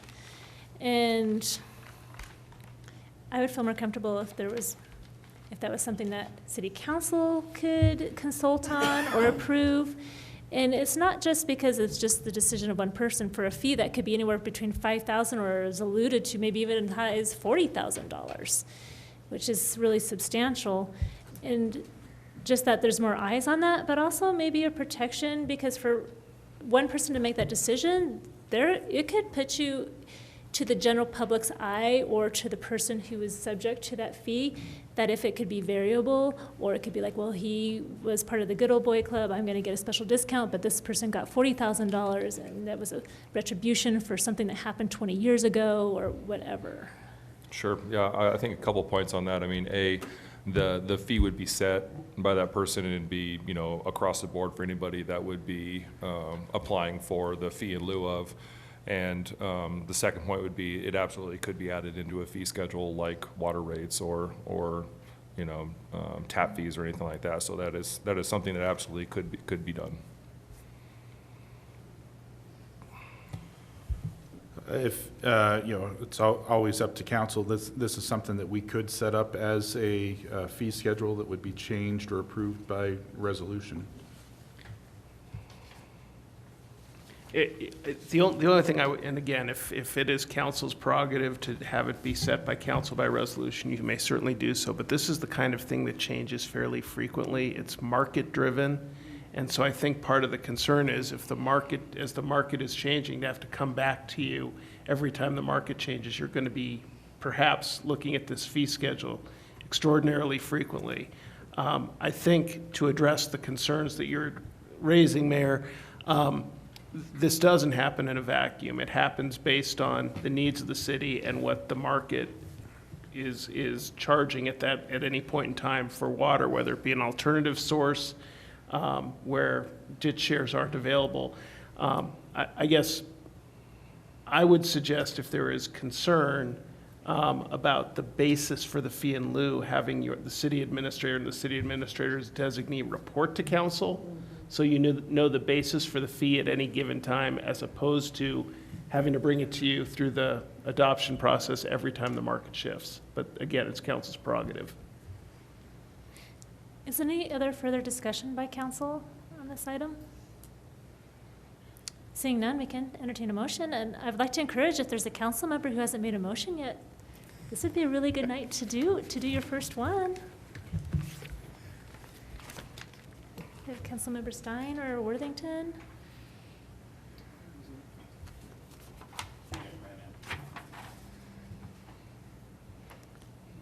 Councilmember Smith?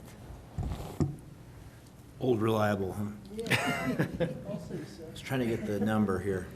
It's 5, 2023. Madam Mayor and Council, I move to approve, is it ordinance? Ordinance number 5, series of 2023. Second. There's been a motion and a second. Any further discussion? Call vote. Councilmember Dennehy? Aye. Schmischer? Aye. B. Smith? Aye. Stein? Aye. Tracy? Aye. Worthington? Aye. Mayor Pro Tem Hamrick? Aye. All right, the ordinance passes on first reading. There will be a second reading. It is time to move into an executive session. This is item 10A. We'll turn that motion over to Mayor Pro Tem Hamrick. Thank you, Madam Mayor. I move that the City Council enter into executive sessions for the following purposes. Executive session to hold a conference with the city attorney to receive legal advice on specific legal questions pursuant to CRS 24-6-4024B regarding potential resolution of pending claims against the city. A second. There's been a motion and a second. Any discussion? Call vote. Councilmember Dennehy? Aye. Schmisher? Aye. B. Smith? Aye. Stein? Aye. Tracy? Aye. Worthington? Aye. Mayor Pro Tem Hamrick? Aye. So usually when we go into executive session, usually when we're done, the meeting's adjourned, but actually after we have executive session today, we will be coming back into an open meeting and making some official decisions. Is that correct, Corey? Yes. Okay. Back in our public session. Looks like we have Councilmember Schmisher online. We have a final approval that needs to be voted on. If council is so inclined, the motion would be to approve full and final settlement agreements and releases between the city and the estate of Dalton Buckholtz and with Crichton Phillips. Councilmember Smith. Madam Mayor and Council, I move to approve. You can do a so moved. I so move to approve what Attorney Hoffman just stated. I'll second. There's been a motion and a second. Any discussion? Call vote, please. Councilmember Dennehy? Aye. Schmisher? Aye. B. Smith? Aye. Stein? Aye. Tracy? Aye. Worthington? Aye. Mayor Pro Tem Hamrick? Aye. The motion passes. Thank you, council. Thank you, staff. This meeting is adjourned.